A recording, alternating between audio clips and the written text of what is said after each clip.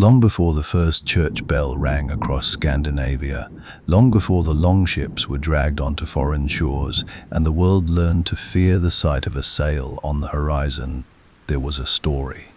Not a story written in any single book or carved into any single stone, but a story passed from mouth to ear, from father to child, from the trembling lips of a dying elder to the wide and hungry eyes of the young. It lived in the crackle of fire. It traveled with the wind across the fjords. It echoed in the thunder that rolled over the mountains of Norway. And the Norsemen who heard that thunder did not flinch. They smiled because they knew who made it. The mythology of the Norse people is among the oldest and most complex bodies of belief the world has ever produced. Born from the frozen north of Scandinavia and carried across the seas by the Vikings from roughly the 8th to the 11th centuries, it is a mythology that does not flatter. It does not promise the faithful an easy paradise or a forgiving God who turns away from their failures. What it promises instead is something far more honest and in many ways far more remarkable. It promises a world of struggle, of sacrifice, of extraordinary beauty and inevitable loss, and at the very end of all things, a final battle so total and so complete that even the gods themselves will not survive it. And yet life impossibly goes on.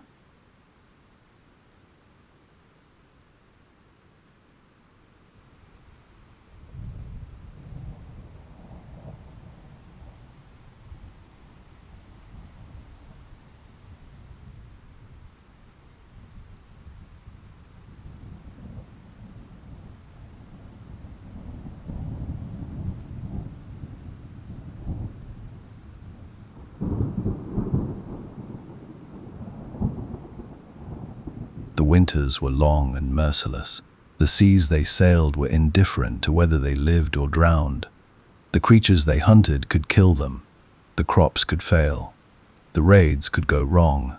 And so the gods they built in their imagination were gods made in the image of that world. Gods who bled. Gods who lost. Gods who sat up at night and worried about what was coming. Gods who were, in the most profound sense, mortal. Even if their mortality arrived on a timeline the rest of us cannot comprehend. At the center of this mythology stands a great ash tree. Its name is Yggdrasil, and it holds everything. Not metaphorically, but literally. At least within the architecture of the Norse world, Yggdrasil is the axis of existence, its branches stretching upward into worlds beyond counting. Its roots plunging down into wells of wisdom, fate, and ice.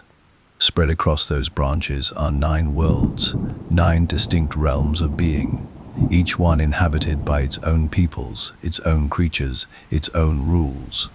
There is Midgard, the world of men; Asgard, the home of the gods; Jotunheim, the realm of giants; Niflheim, a land of mist and cold so absolute it predates creation itself, and more.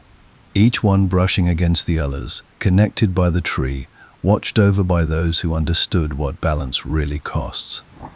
The gods who ruled Asgard were called the Aesir. They were not distant, untouchable deities watching from a place of perfect safety. They walked. They traveled. They disguised themselves as wanderers and sat at the tables of ordinary men. Odin, their king, the All-Father, the god of wisdom and war and poetry and death, sacrificed one of his own eyes for a single drink from a well of cosmic knowledge. He hung himself from Yggdrasil for 9 days and 9 nights, pierced by a spear, in order to discover the secrets of the runes. He did not do these things because they were easy. He did them because he understood what the other gods did not yet fully accept, that something terrible was coming, that it had always been coming, and that only wisdom, purchased at the highest price, stood any chance against it. Beside him stood Thor, his son, broad as a barn and twice as loud. The god of thunder, whose hammer Mjolnir was the single greatest protector of both gods and men. There was Loki, who defies every simple description: shapeshifter, trickster, companion, and in time, the most dangerous force in all of the 9 worlds. There was Frigg, who knew the fate of all things and spoke of it to no one. There was Tyr, who gave his hand to bind a wolf that could not otherwise be restrained. There was Freya, who wept tears of gold and taught the gods the magic that would change everything. Each of them is a world unto themselves. Each of them carries a story that reaches back to before the sun existed and forward to the day it goes dark. And every single one of those stories is connected, threaded together with the precision of something that was not simply invented, but remembered, shaped over centuries by a people who needed their mythology the way they needed fire. This is their complete story. We begin, as all Norse stories do, with nothing at all. Before there was light, there was Ginnungagap. Say that word slowly and let it settle. Ginnungagap. It means, in the Old Norse tongue, the yawning void, the gaping abyss, the great and total emptiness that existed before existence itself had the audacity to begin. It was not darkness, in the way we understand darkness, as the absence of light, as something that retreats when a candle is struck. It was something far more absolute than that. It was the absence of everything. No ground beneath it, no sky above it, no sound moving through it, because there was no air for sound to travel through, no time passing within it, because time had not yet been invented. There was simply nothing. And that nothing was so complete, so perfect in its emptiness, that it is almost impossible for the human mind to hold the image without it slipping away. But Ginnungagap was not entirely alone in the beginning. On either side of it, something existed. To the north lay Niflheim, a realm of ice and mist and cold so ancient it makes the oldest mountains feel young. 11 rivers poured out of Niflheim, rivers the Norse called the Elvigar, and as those rivers flowed south toward the void, the venom within them began to harden. It froze. It crystallized into layers of rime and ice that built slowly, patiently, the way glaciers build, inch by inch, age by age, until the northern edge of Ginnungagap was packed solid with frost. To the south lay Muspelheim, and Muspelheim was everything Niflheim was not. Where the north was cold, the south was fire. Where the north was silence and stillness, Muspelheim roared. It was a world of flame so intense, so perpetual, that nothing born outside of it could survive its touch. Sparks leapt from its edges. Embers drifted outward, and the heat of Muspelheim rolled north, across the void, and met the ice of Niflheim somewhere in the middle of that great emptiness. And there, in the center of nothing, where fire met ice and ice met fire, something began to happen. The frost melted. The melt dripped.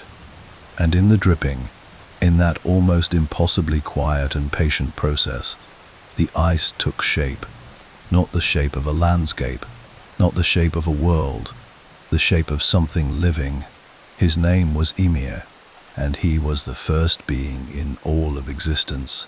He was a giant, a primordial creature of staggering size and terrifying hunger. And he had come into being not through any act of creation, not through the will of any god, because there were no gods yet, but simply through the collision of opposing forces, fire and ice, heat and cold, the universe's first argument, and Ymir was its consequence. Ymir slept, and as he slept, he sweated. From the sweat beneath his left arm there grew a male and a female, the first of the frost giants, appearing out of his body as though the flesh of the world itself was trying to populate. From his legs, 2 more beings were born. Ymir did not intend this. He did not plan it, or will it, or understand it. He simply existed, enormous and unconscious. An existence poured out of him the way water pours from a cracked vessel.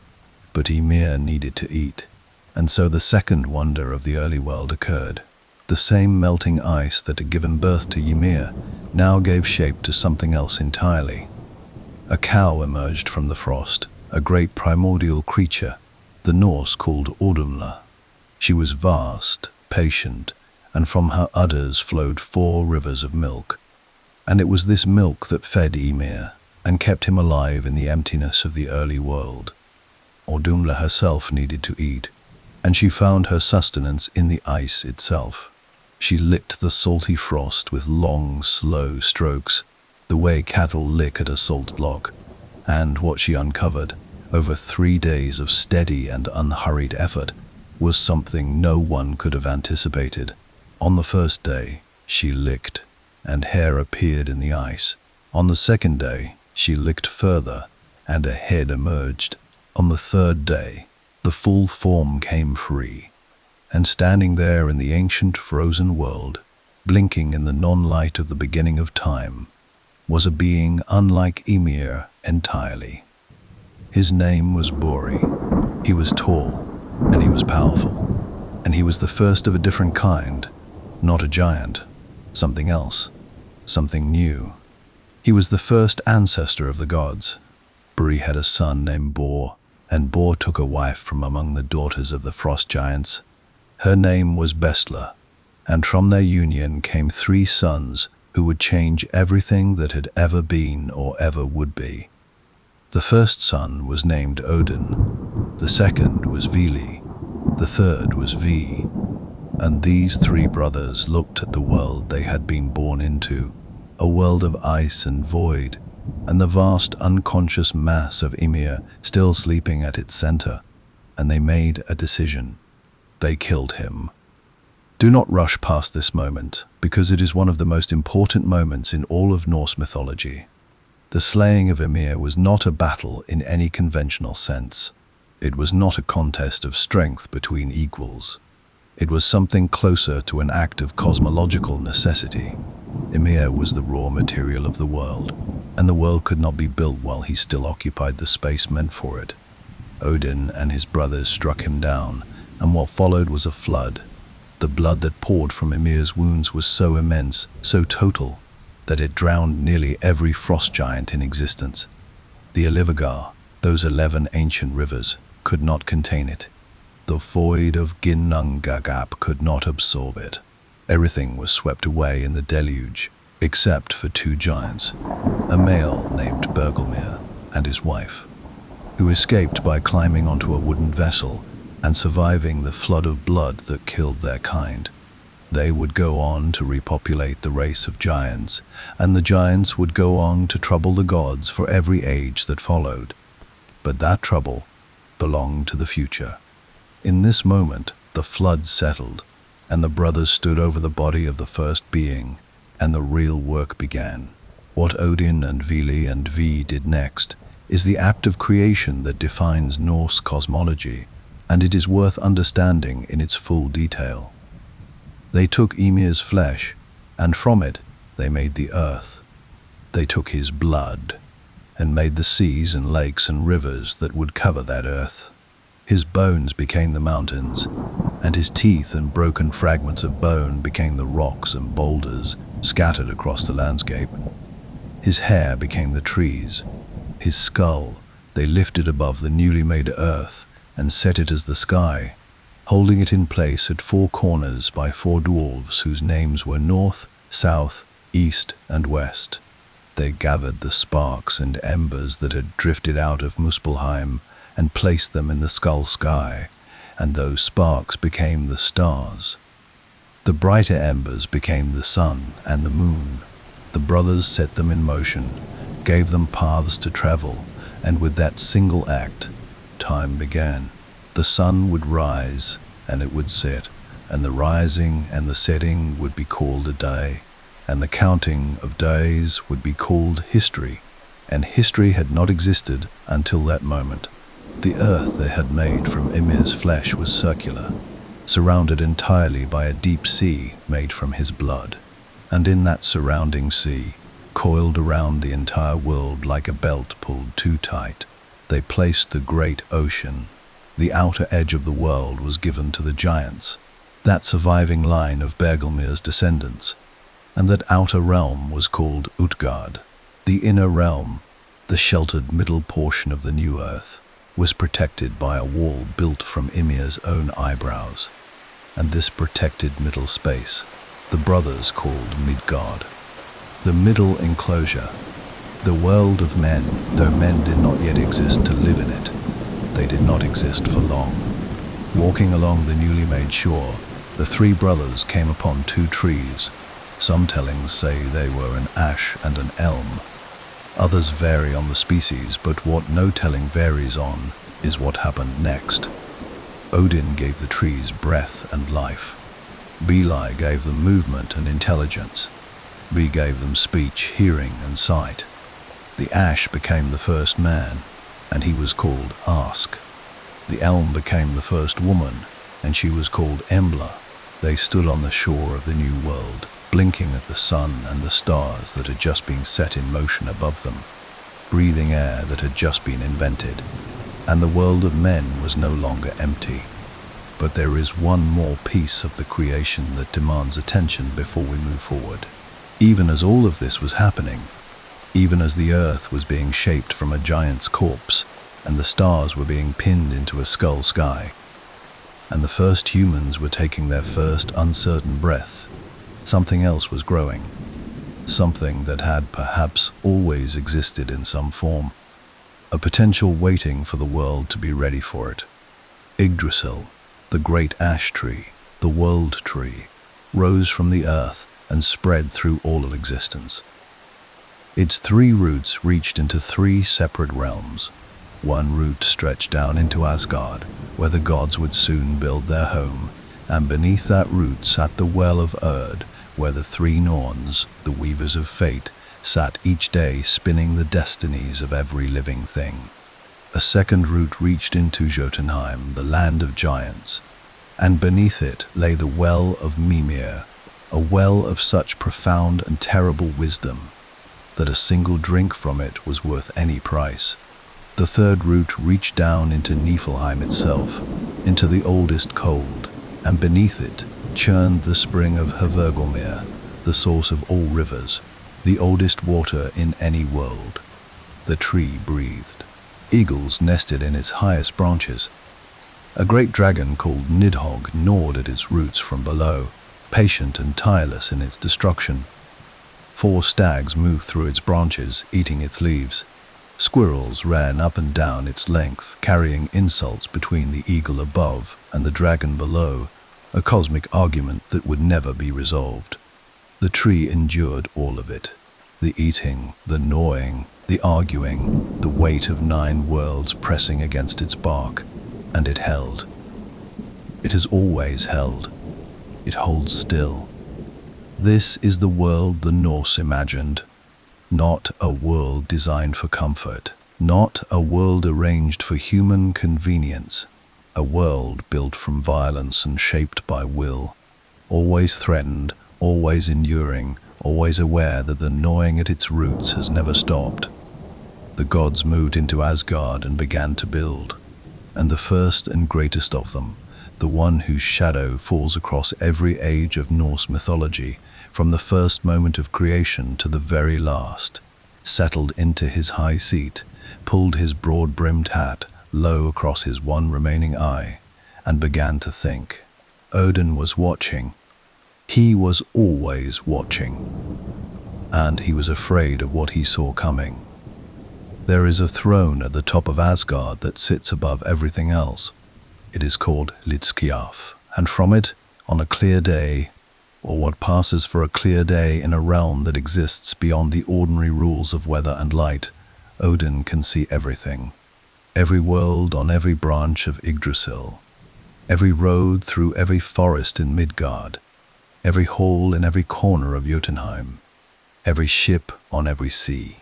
He sits there with his 2 ravens perched on his shoulders, Hugin and Munin, thought and memory, who fly out each morning across the 9 worlds and return each evening to whisper into his ears everything they have seen. He sits there with 2 wolves, Geri and Friki, at his feet. He sits there wrapped in a great cloak the color of storm clouds, a wide-brimmed hat pulled down low, and he watches. And still, it is not enough. This is the central truth of Odin, the thing that separates him from every other god in the Norse pantheon, and from nearly every other chief deity in any mythology the world has produced. He is not satisfied. He is never satisfied.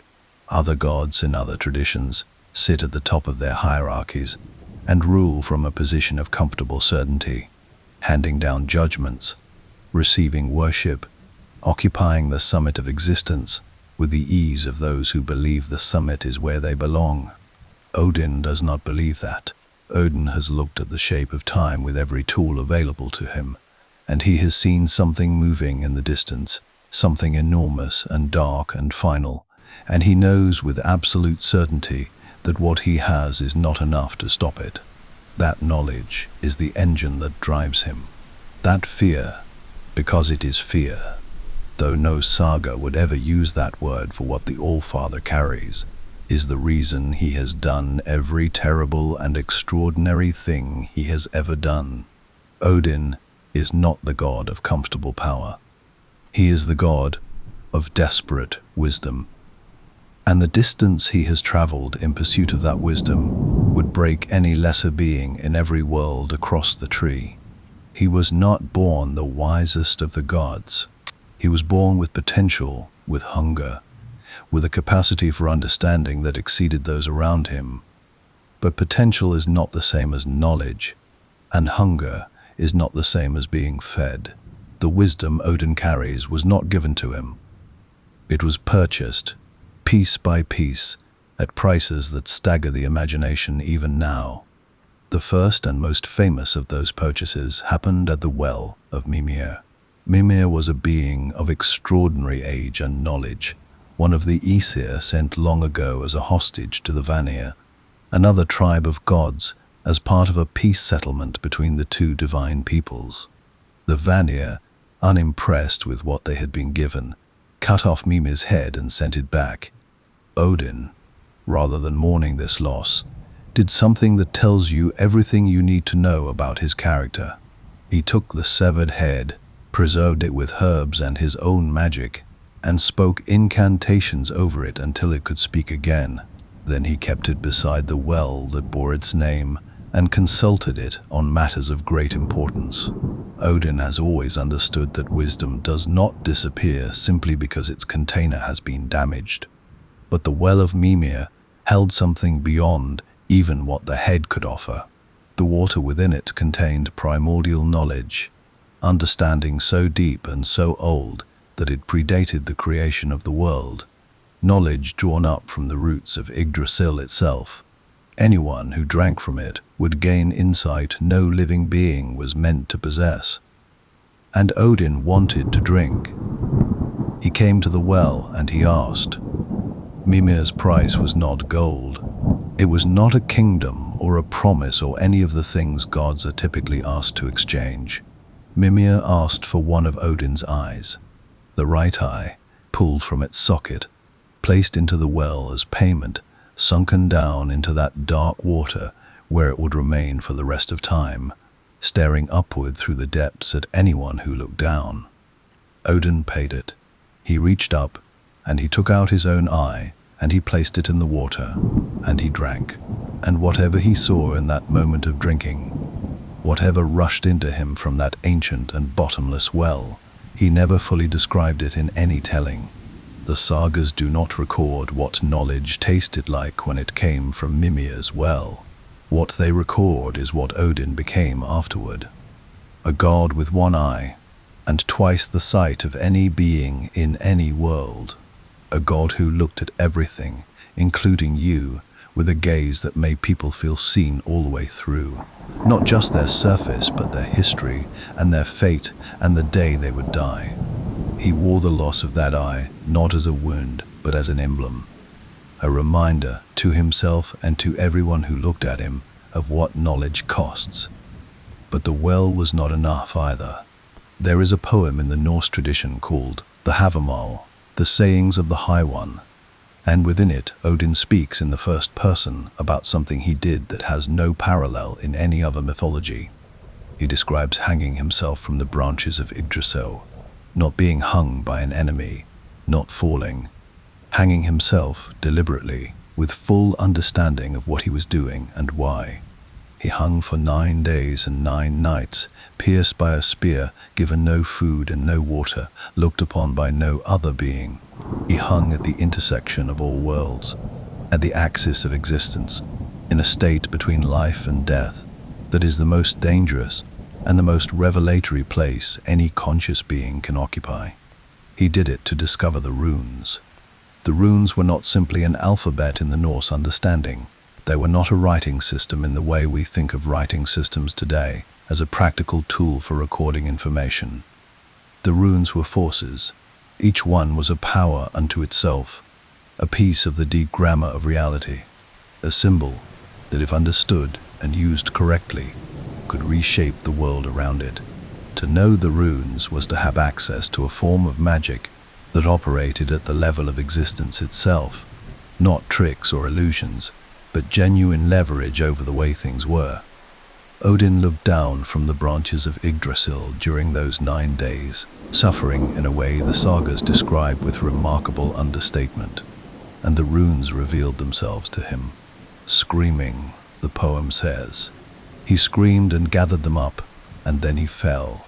And when he rose, he had 18 runic powers at his command, 18 fundamental abilities that would define what it meant to practice the highest magic in the 9 worlds. The willingness to hang from the tree, to suffer at the center of everything for knowledge, made him the god of magic, as well as wisdom, of poetry as well as war, of death as well as life. This is why Odin is so difficult to reduce to a single domain. Other gods carry portfolios. Thor handles thunder, Tyr handles law, Freya handles love and a particular form of magic.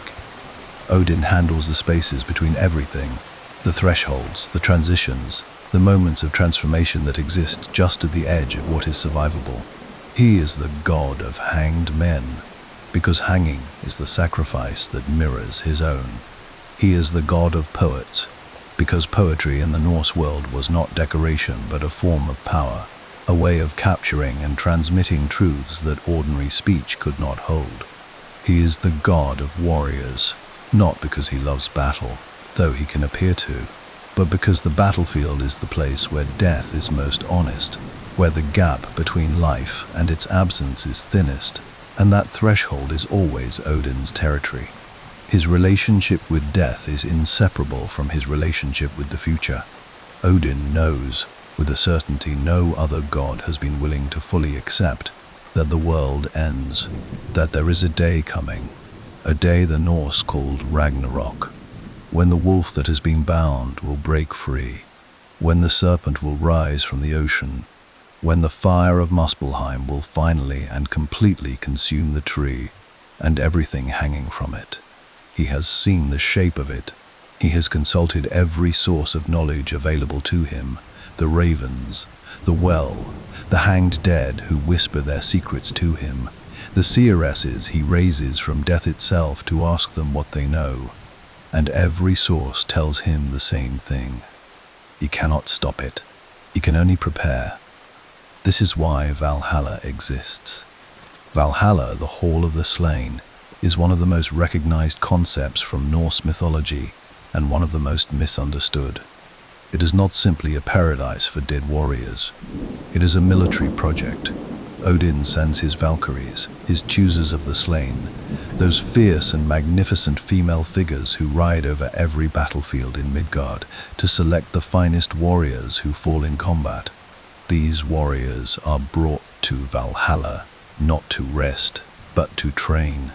Every day in Valhalla, the Einherjar, the chosen dead, fight each other in the courtyard of the hall, killing and being killed, and rising each evening to feast together at long tables, their wounds healed, their strength restored, every day, without end. Because Odin is building an army. He is building the army that will fight at Ragnarok. He knows the army will lose. He knows this because the sources have told him, because the fate of the gods at the end is spoken openly in the Norse tradition without shame or evasion. Odin himself will be swallowed by the wolf Fenrir on that last day. He knows the name of the wolf that will kill him, and he builds his army anyway. He recruits anyway. He sacrifices his eye and hangs from the tree and walks through the world in disguise and raises the dead to ask them questions, all in service of a battle he cannot win, because the alternative is to stop trying, and Odin will never stop trying. This quality, the refusal to surrender to a fate that has already been confirmed, is perhaps the most distinctly Norse thing about him. Other mythologies offer their believers the comfort of a god who has a plan, who knows something the humans do not, who assures the faithful that the end will be good. Odin offers none of that. What he offers is something far more demanding. He shows you the worst possible future, and then he picks up his spear and he walks toward it anyway, one-eyed, ravens on his shoulders, wolves at his heels, moving through the 9 worlds with the focused and slightly terrifying energy of a being who has chosen, consciously and repeatedly, to face what cannot be avoided rather than pretend it is not coming. He is not always kind. He plays favorites, and then withdraws his favor without explanation. He deceives those he loves as readily as those he considers enemies. He is manipulative in the way that only truly intelligent beings can be manipulative. Several steps ahead, always arranging, always calculating. The heroes who receive his patronage are never entirely safe from the possibility that they are also being used, and yet every telling returns to him. Every saga circles back eventually to that one-eyed figure in the broad-brimmed hat, sitting at the crossroads, leaning on his spear, watching with the eye he still has left. He sees you. He is already thinking about how you might be useful. If Odin is the god you respect, Thor is the god you love. This distinction matters more than it might first appear, because it tells you something essential about how the Norse people actually lived inside their mythology. Not just what they believed, but how those beliefs felt from the inside, which gods they called on when the storm came in fast, and the harvest was not yet in, and the children were still in the field. Odin was revered. Odin was honored with poetry and sacrifice, and the careful, slightly nervous attention of those who understood how complicated his favor could be. But Thor was beloved.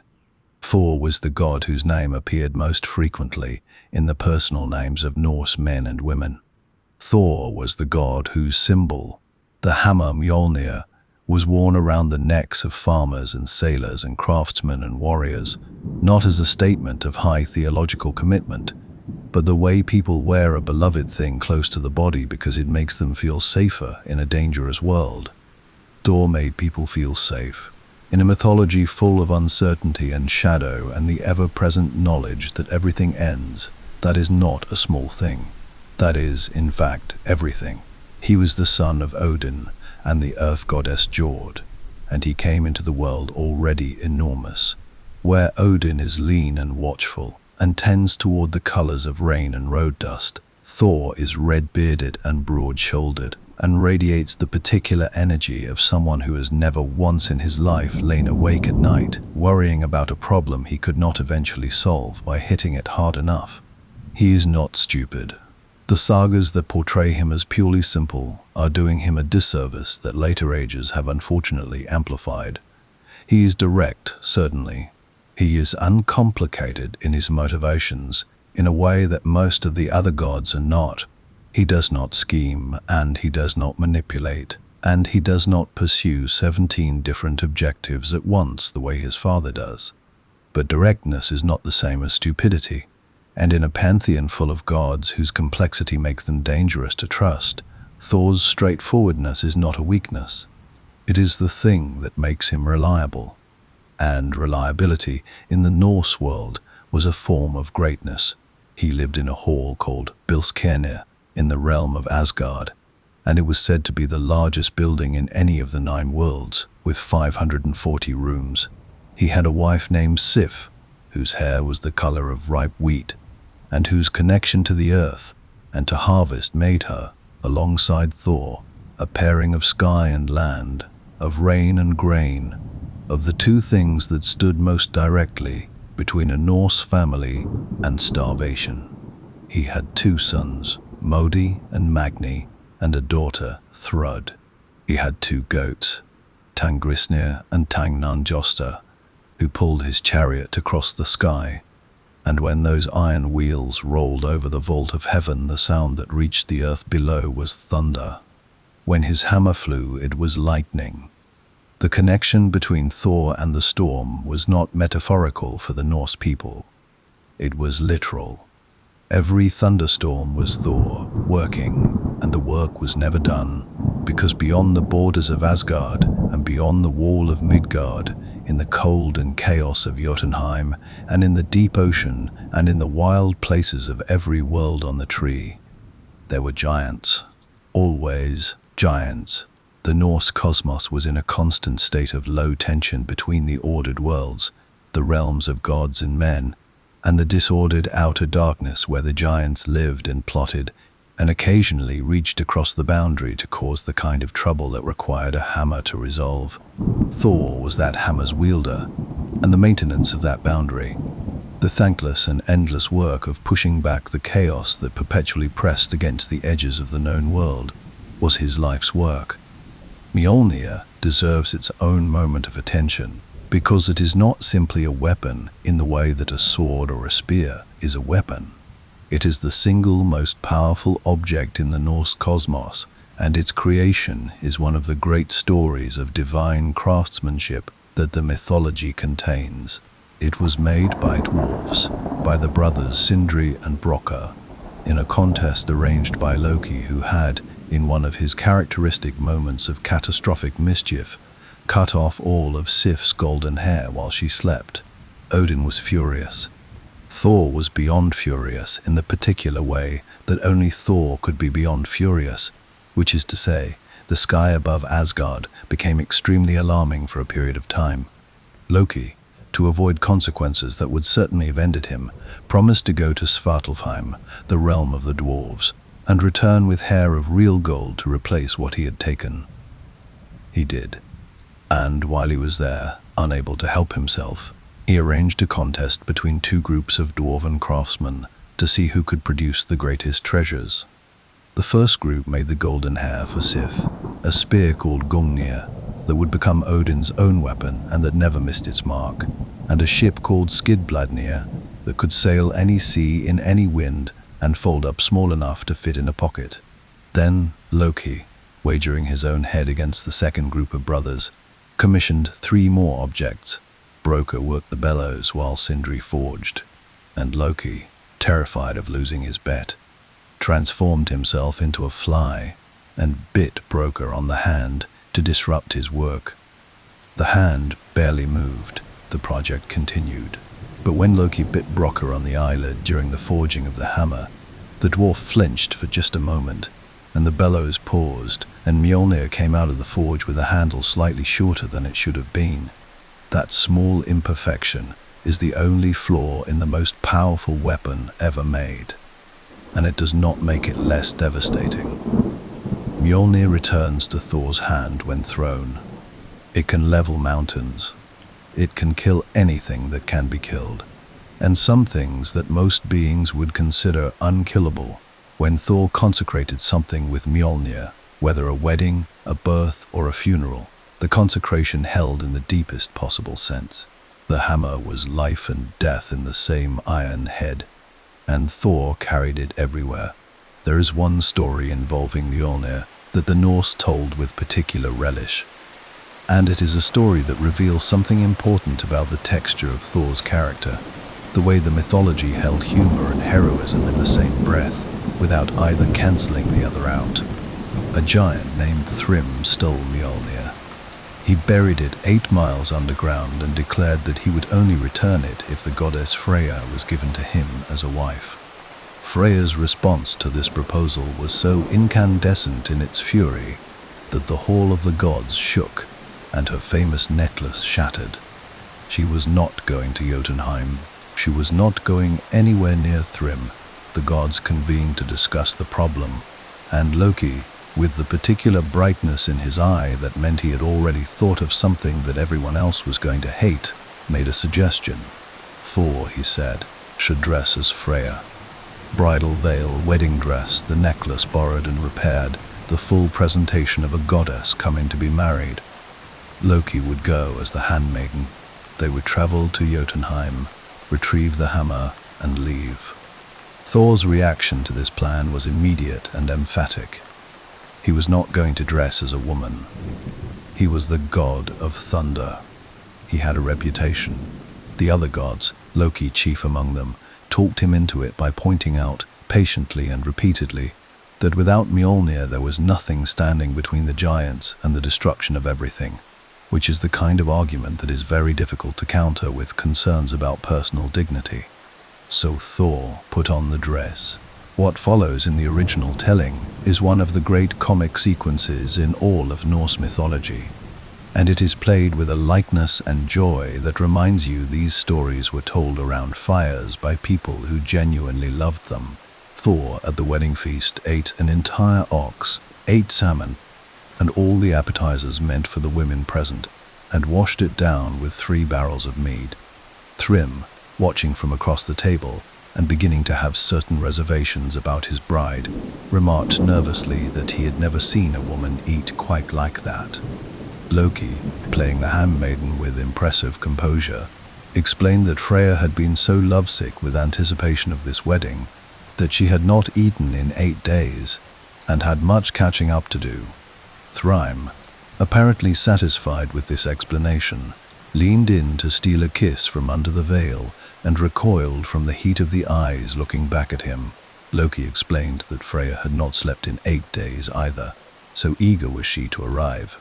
Thrym, moved by this evidence of devotion, called for Mjolnir to be brought out to consecrate the marriage in the traditional way. The moment the hammer was placed in Thor's hands, the veil came off. The account of what happened next is brief in the original telling, because what happened next did not require elaboration. Thrym died. Everyone at the wedding died. Thor came home with his hammer, and the story became one of the favorites, told again and again because it contained everything the Norse valued in a single narrative. The problem, the indignity cheerfully accepted in service of the solution, the moment of retrieval, and then the sudden and absolute violence that resolved everything cleanly. But Thor is not only comedy and carnage. There is a tenderness in the larger portrait of him that the mythology does not hide. He cares about Midgard and the people in it, with a sincerity that is not strategic, not calculated the way Odin's affections always carry a secondary purpose. When he walks through the world of men, which he does more than any other god, it is not because he is gathering intelligence or recruiting warriors for a future battle. It is because he is interested. He sits at the tables of farmers and fishermen and eats their food and listens to their problems, and the listening is genuine. He is afraid of almost nothing, which in a world full of things that would terrify a reasonable person is either a gift or a form of madness, and the Norse were never quite sure which. He faces the Midgard serpent, Jormungandr, the world-encircling child of Loki, who is fated to kill him at Ragnarok more than once before that final day, and each time he goes toward it rather than away. There is a story of him fishing for the serpent with an ox head as bait, hauling it up from the depths of the ocean with his bare hands, staring into eyes that contain his own death, and the only thing that stops him from finishing it there, from ending the serpent early and perhaps changing the shape of fate itself, is a companion cutting the fishing line out of fear before the hammer can fall. Thor is furious about the cut line. He is furious in the way of someone who genuinely believed he could change things if only he had been allowed to try. That is Thor entirely. Not the guarantee of victory, never that, but the absolute and unshakable willingness to try, to show up, to put on the dress if that is what the situation requires, to grab the fishing line and haul up the thing that will one day kill you and look it in the eye without looking away. In a mythology about the end of all things, That willingness is the closest thing to grace the Norse tradition offers, and the people who wore his hammer around their necks in the cold dark of a Scandinavian winter knew exactly what they were asking for when they held it in their hands. Not safety, just company. Every mythology has a figure who does not fit, a being who slips between the categories that everyone else occupies cleanly, who is neither fully good nor fully evil, neither wholly trusted nor entirely abandoned, who serves the order of things and threatens it in equal measure, sometimes within the same afternoon. In Greek mythology, this role belongs partly to Hermes, partly to Prometheus. In West African tradition, it belongs to Anansi. In the stories of the indigenous peoples of North America, it belongs to Coyote. These figures exist across every culture that has ever told stories about the nature of reality, because every culture that has ever told stories about the nature of reality has understood, at some level, that a world without disruption is a world without change, and a world without change is not actually a world at all. It is a painting, beautiful perhaps, but still. In Norse mythology, that figure is Loki.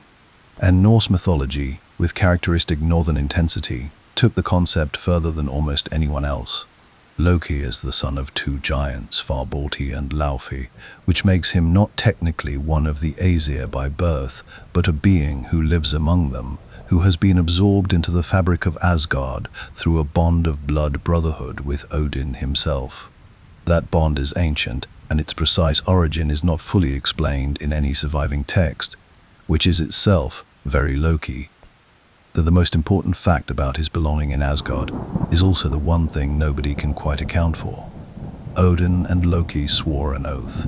They mixed their blood, and from that day forward, Loki was present at the tables of the gods, traveling with them, eating with them, occasionally saving them, and occasionally causing the very disasters he would then be called upon to resolve. He is beautiful, the sagas say. Extraordinarily so, with a quality of attractiveness that is unsettling precisely because it does not stay still. His face is the kind of face that looks different depending on who is looking at it and what they need to see. He is also a shapeshifter, in the most literal sense available to a Norse god, able to become not just other people but other species, other genders, other orders of being entirely. He becomes a salmon, a mare, a fly, a seal, an old woman. He moves through forms the way water moves through vessels, filling each one completely and leaving no residue when he is gone. This fluidity is both his greatest gift and, in the logic of the Norse cosmos, the source of everything that eventually goes wrong. To understand Loki, you need to hold two true things in your mind simultaneously. The first is that without Loki, the gods would have been diminished, impoverished, and possibly destroyed long before Ragnarok had the chance to do the job properly. The second is that without Loki, Ragnarok itself could never happen. He is the instrument of salvation and the instrument of apocalypse, and the Norse mythology does not resolve this paradox or explain it away. It simply holds both truths up to the light and lets you look at them until your eyes adjust. Start with the gifts because they are real and they are significant. Mjolnir, Thor's hammer, exists because of Loki. Yes, Loki was the one who cut off Sif's hair in the first place, which is the kind of origin story that tells you something important about his relationship with consequences. But the chain of events he set in motion to repair that damage produced not only the golden hair, but Gungnir, Odin's perfect spear, and Skidbladnir, the impossible ship, and eventually the hammer itself. The greatest treasures in Asgard exist because Loki created a problem that required him to arrange their creation. This is the Loki pattern, recurring throughout the mythology with the regularity of a tide. Crisis, solution, gifts that would not exist without the crisis. It is very difficult to be straightforwardly angry at someone who operates on this rhythm, which is exactly why the gods never quite manage to be rid of him when they have the opportunity. He also saved the walls of Asgard. In the early days of the gods, a builder appeared at the gates of Asgard and offered to construct walls so strong that no giant or any other force could breach them. His price was the sun, the moon, and the goddess Freya as his wife. The gods, after deliberation, made a counteroffer with Loki's involvement in the negotiation. They said yes, but only if the builder could complete the walls in a single winter, with no help from any man. The builder accepted, and the gods congratulated themselves on having set an impossible condition. They had not accounted for the builder's horse. The horse was named Svadilfari, and it was not an ordinary horse.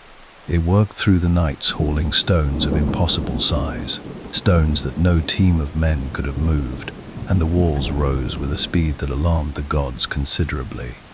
As winter drew toward its close, it became clear that the builder was going to succeed, that Asgard's walls would be finished before the last day of winter arrived, and that the gods would owe the sun and the moon and Freya to a builder who, as they were now beginning to suspect, was not quite what he appeared to be.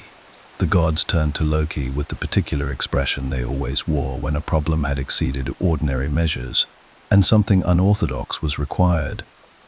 "Loki," they said, "fix this, or we will make you suffer in ways that exceed your considerable imagination." Loki fixed it. He transformed himself into a mare, a beautiful and distracting mare, and appeared to Svadilfari in the forest near the building site. Svadilfari, operating on the instincts available to horses, abandoned the work and disappeared into the forest after the mare. The builder, furious, revealed himself to be a giant of the worst kind, a mountain giant who had been attempting to rob Asgard of its light and its most powerful goddess through a contract the gods had entered in good faith and were about to lose. Thor, who had been conveniently absent during the negotiations, returned and solved the revealed giant problem in the direct and permanent way that Thor solved most problems. The walls were saved. The sun and moon remained in the sky. Freya stayed in Asgard. Loki returned some months later, having spent the intervening time as a mare in the forest, and he brought with him a foal, 8-legged, grey, and already magnificent even at that age. He gave the foal to Odin, and Odin named him Sleipnir. And Sleipnir became the greatest horse in all the 9 worlds, able to travel between realms, able to outrun anything alive or dead, the mount that carried the Allfather across every road from Asgard to Hel and back. Sleipnir's parentage is not hidden in the mythology.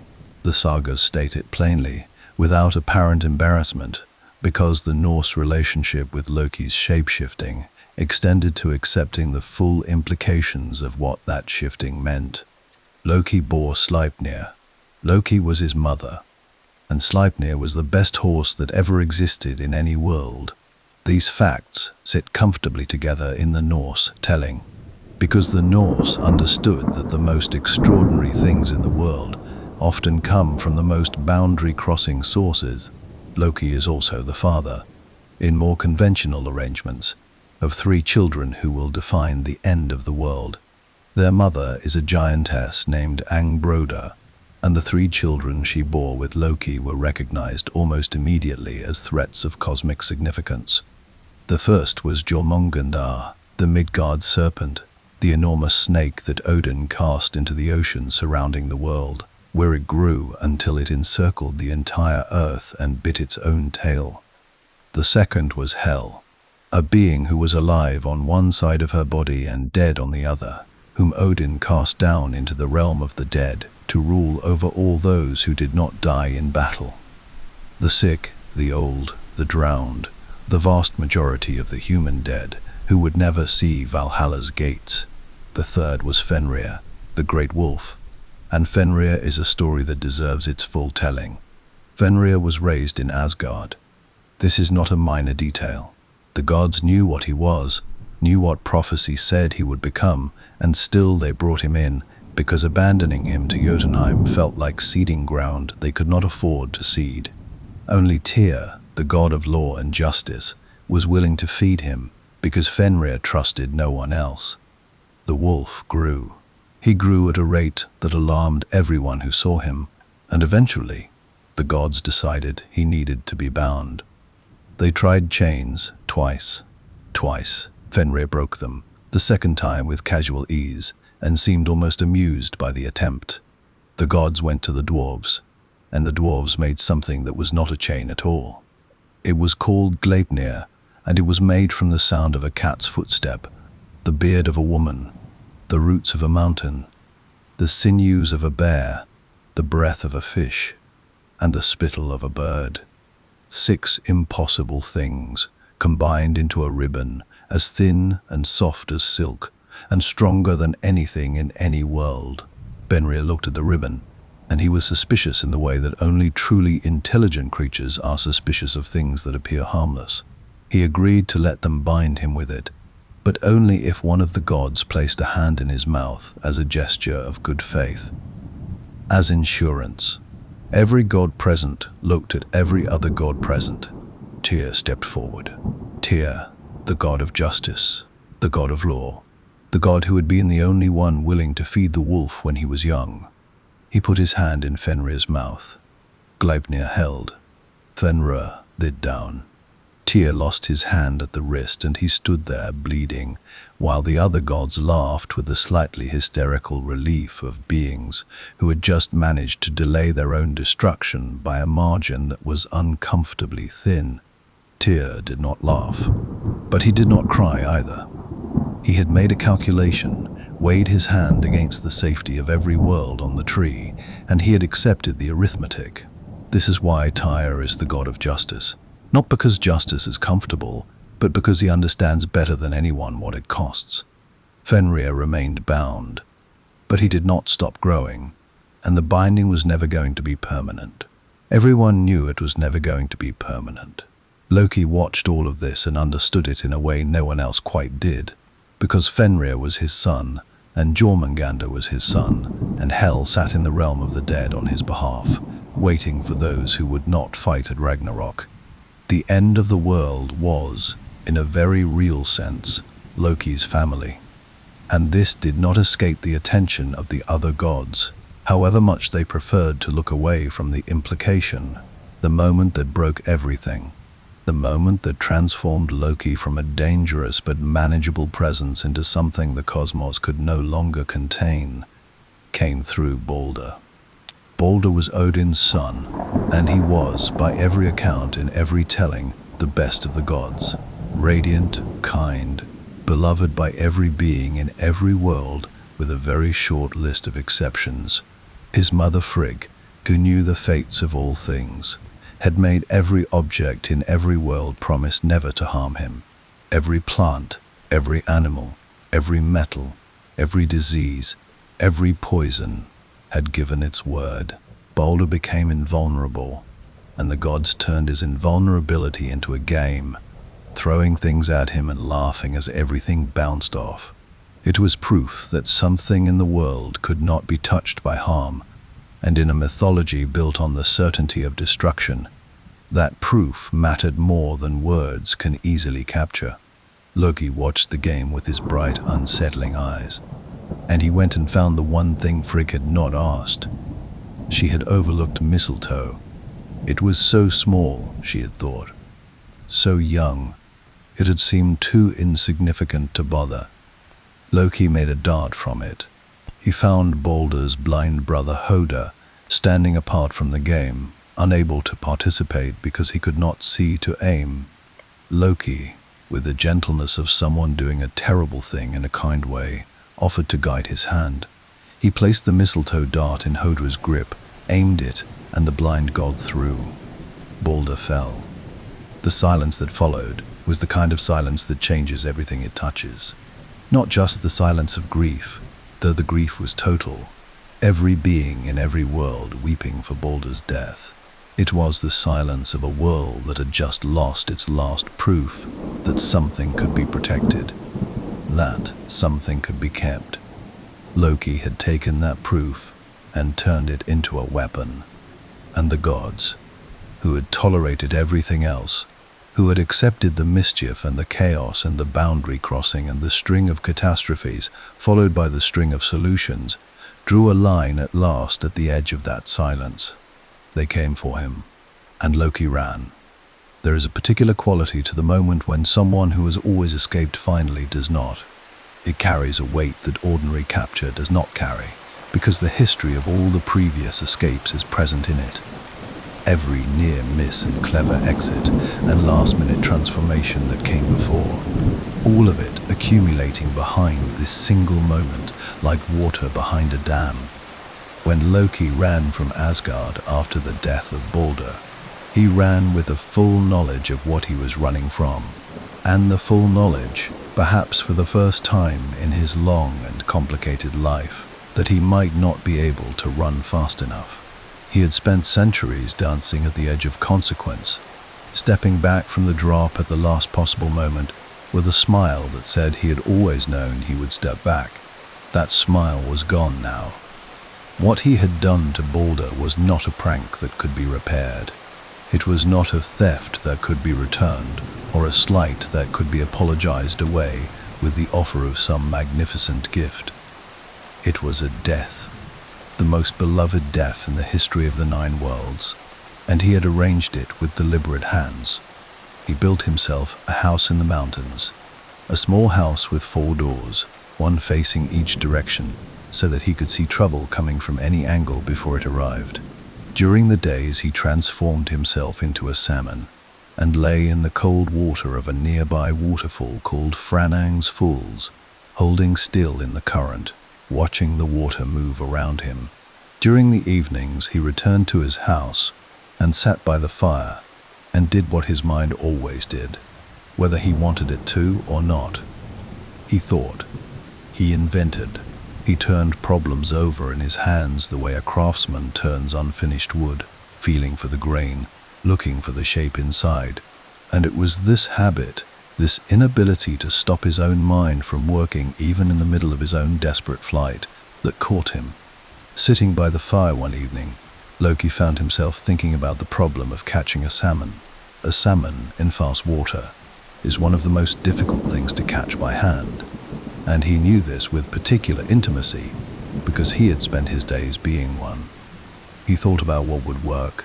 He thought about a net, a specific kind of net, woven in a particular pattern that could sweep through the water and capture what it contained without leaving gaps large enough to slip through.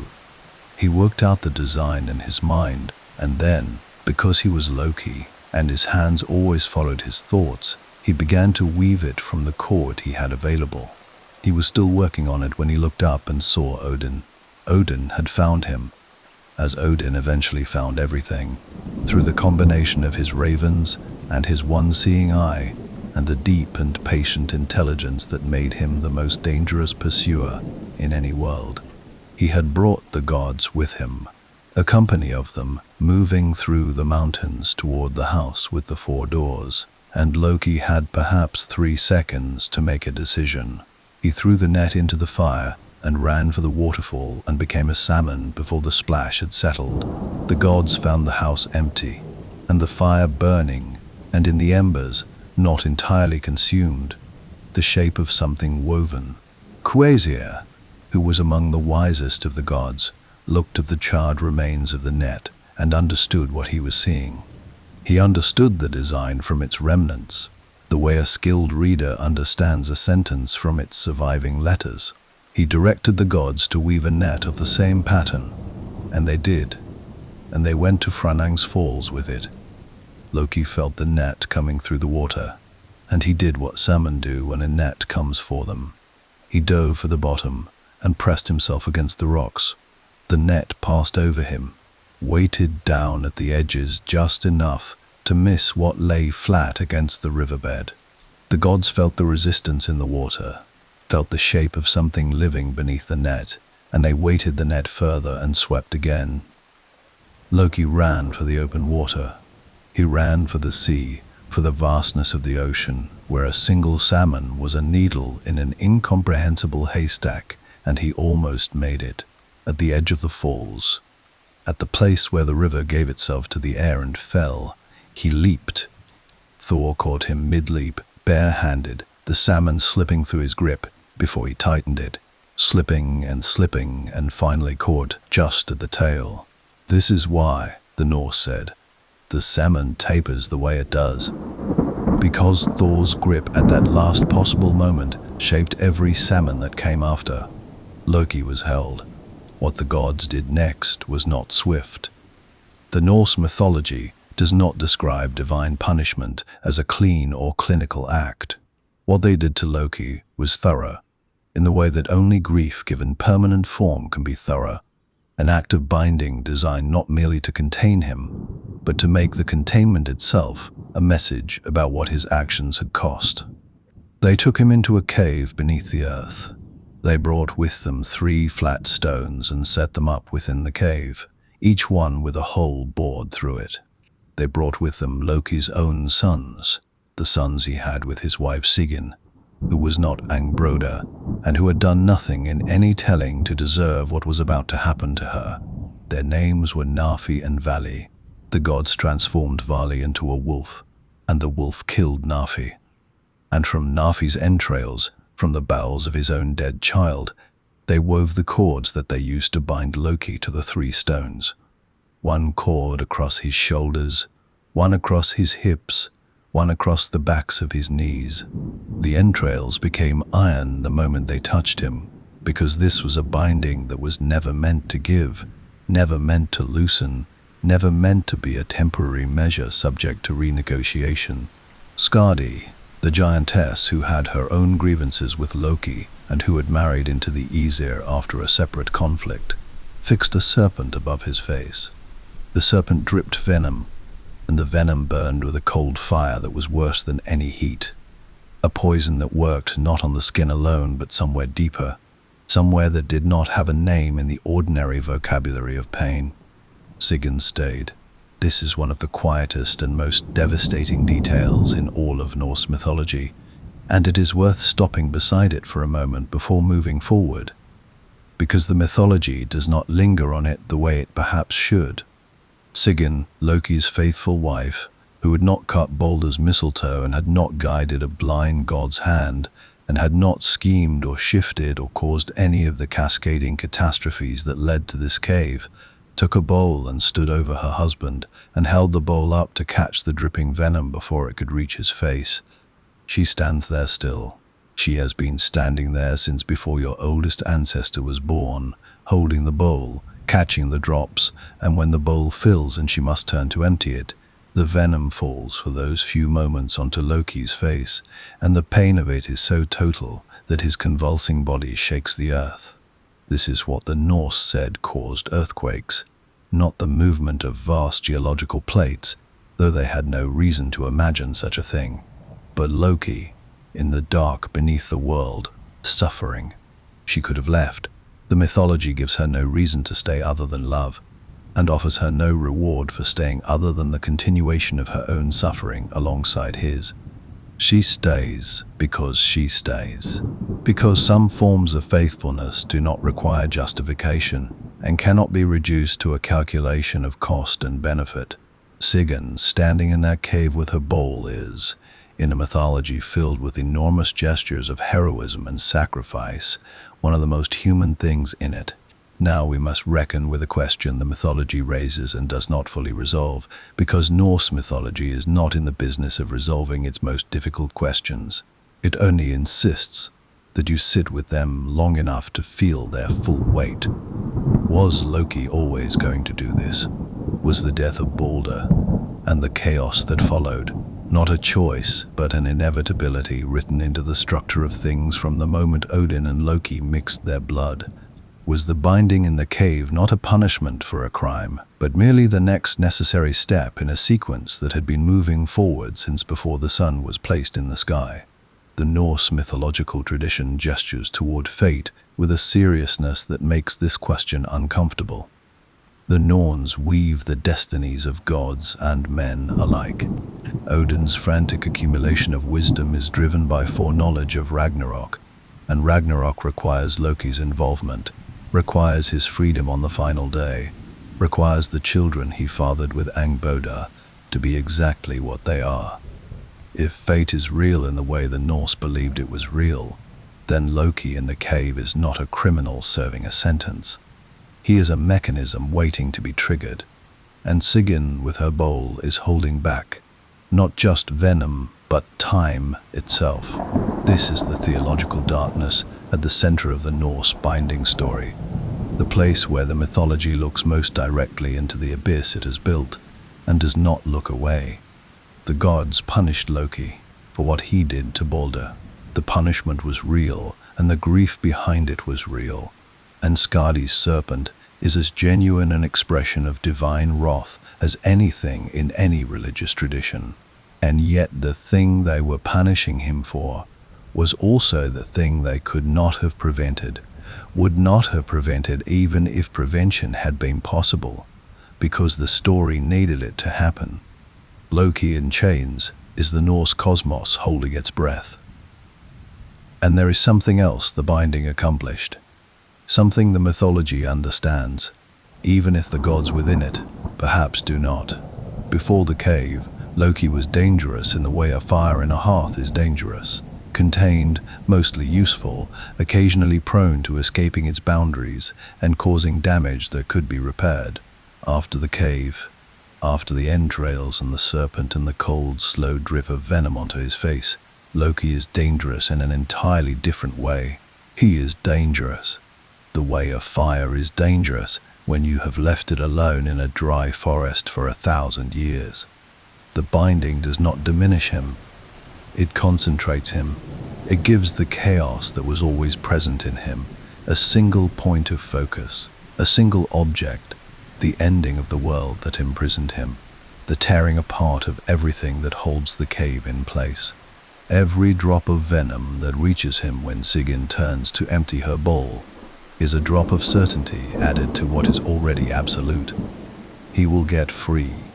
The bonds made from his dead son's entrails are strong beyond any ordinary measure, but they are not strong beyond time, and time is the one thing Loki has in the dark of that cave in quantities that exceed counting.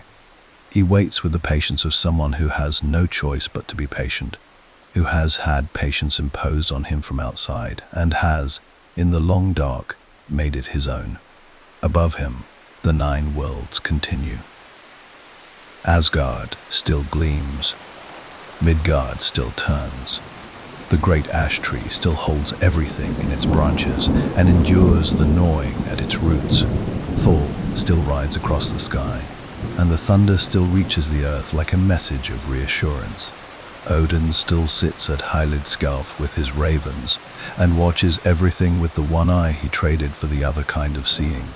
The world goes on performing the rituals of continuation, but something has changed in the architecture of things. A note has dropped out of the music that no one can quite name. The gods feast in their halls, and the heroes train in Valhalla, and the ordinary days of the 9 worlds proceed the way ordinary days do, full of small events that feel large to those inside them. And in a cave beneath all of it, in the dark below the roots of everything, a being who has always been defined by his motion lies perfectly still, waiting. The Norse knew, every one of them who told this story beside every fire it was ever told beside, that the waiting would not last forever. That is not how waiting works. That is not how Loki works. And when the waiting ends, everything ends with it. Asgard is not the only home the gods have ever known. This is a fact that the more familiar retellings of Norse mythology tend to glide past without pausing, because the story of Odin and Thor and Loki is so large and so fully realized that it can feel like the complete picture, the whole of what the Norse divine world contained. But it is not the complete picture. It is one half of it.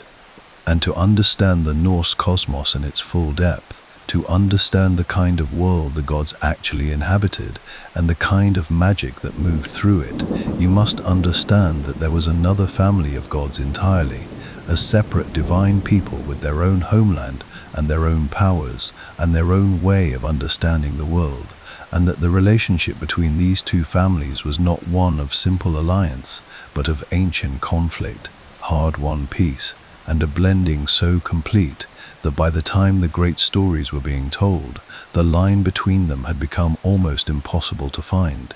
They were called the Vanir, where the Isa, Odin's people were gods of war and wisdom, and the kind of power that announces itself. The Vanir were gods of something older, and in many ways more fundamental. They were gods of fertility and the turning of seasons, of the deep magic that lives in the soil and the sea, of love in its full complicated range, from the tenderness between long married people to the devastating and disorienting force that arrives without invitation and rearranges everything it touches. They were gods of wealth, understood not as gold hoarded in a hall, but as crops in the field and fish in the water and children born healthy into the world. They were the gods you prayed to when you needed the rain to come at the right time and the frost to hold off just a little longer. And in a Scandinavian agricultural community, those prayers were not secondary concerns. They were the difference between survival and its absence. The Vanir lived in a realm called Vanaheim, one of the 9 worlds on Yggdrasil's branches, and they possessed a form of magic that the Aesir did not initially have access to. It was called Cedar, and it was the most powerful and most intimate form of magic in the Norse world, where the runes that Odin discovered on Yggdrasil operated on the deep grammar of reality, carving change into the structure of things. Cedra worked differently. It was a magic of perception and fate, of seeing the threads of destiny that connected all things, and, with sufficient skill and sufficient willingness to bear the cost, of reaching into those threads and adjusting them. A Cedar practitioner could see what was coming, could influence outcomes without touching the physical chain of cause and effect that led to them, could move through the invisible architecture of the world and find the pressure points where a small change produced a large result. This magic had a reputation in the Norse world that was complicated in ways worth understanding. It was powerful, unquestionably. It was also considered, by the standards of Norse culture, to be primarily a woman's art, associated with a particular kind of yielding to forces larger than oneself, a surrendering of the fixed self into the flow of fate that the intensely individual and self-determining value system of Norse warrior culture regarded with a certain unease. For a man to practice Sidra was considered ergi, a word that carried connotations of unmanliness and passivity that were genuinely shameful in that context. And yet Odin learned it. He learned it from Freya, and he practiced it, and the sagas acknowledge this directly, while also acknowledging the cost to his reputation. Odin decided that the power was worth the price, because Odin always decided that power was worth the price. This tells you something about Sidra's significance. If the Allfather himself accepted the cultural censure attached to practicing it, what he was gaining must have been extraordinary. Freya taught it to him. But Freya is far more than a magic teacher, and she deserves her full portrait here, because she is one of the most layered and powerful figures in all of Norse mythology, persistently reduced in later retellings to a simple goddess of love and beauty, which is like describing the ocean as a decorative feature. Her full name, or one of them, for she had many, was Freya Vanadis, Lady of the Vanir. She was the daughter of Njord, the Vanir god of the sea and winds, and the prosperity of sailors and fishermen, and the sister of Freya. She arrived in Asgard as part of the peace settlement between the Aesir and Vanir, and she brought with her cats, specifically 2 great cats who pulled her chariot across the sky, an animal associated with her in every telling, independent and untamable, and fiercely themselves in a way that reflected something essential about their mistress. She wore a cloak of falcon feathers that allowed her to transform into a falcon and fly between worlds. And she owned the Brisingamen, a necklace of extraordinary beauty and power, whose acquisition is one of the stranger and more revealing stories attached to her. The Brisingamen was made by 4 dwarves, craftsmen of the kind of skill that produced Mjolnir and Gungnir, and Freya wanted it with an immediacy and totality that the mythology does not soften or apologize for. She wanted it the way the sea wants the shore, completely and without qualification. The dwarves named their price. Each of the 4 would spend 1 night with her. Freya considered this, accepted, and the necklace became hers.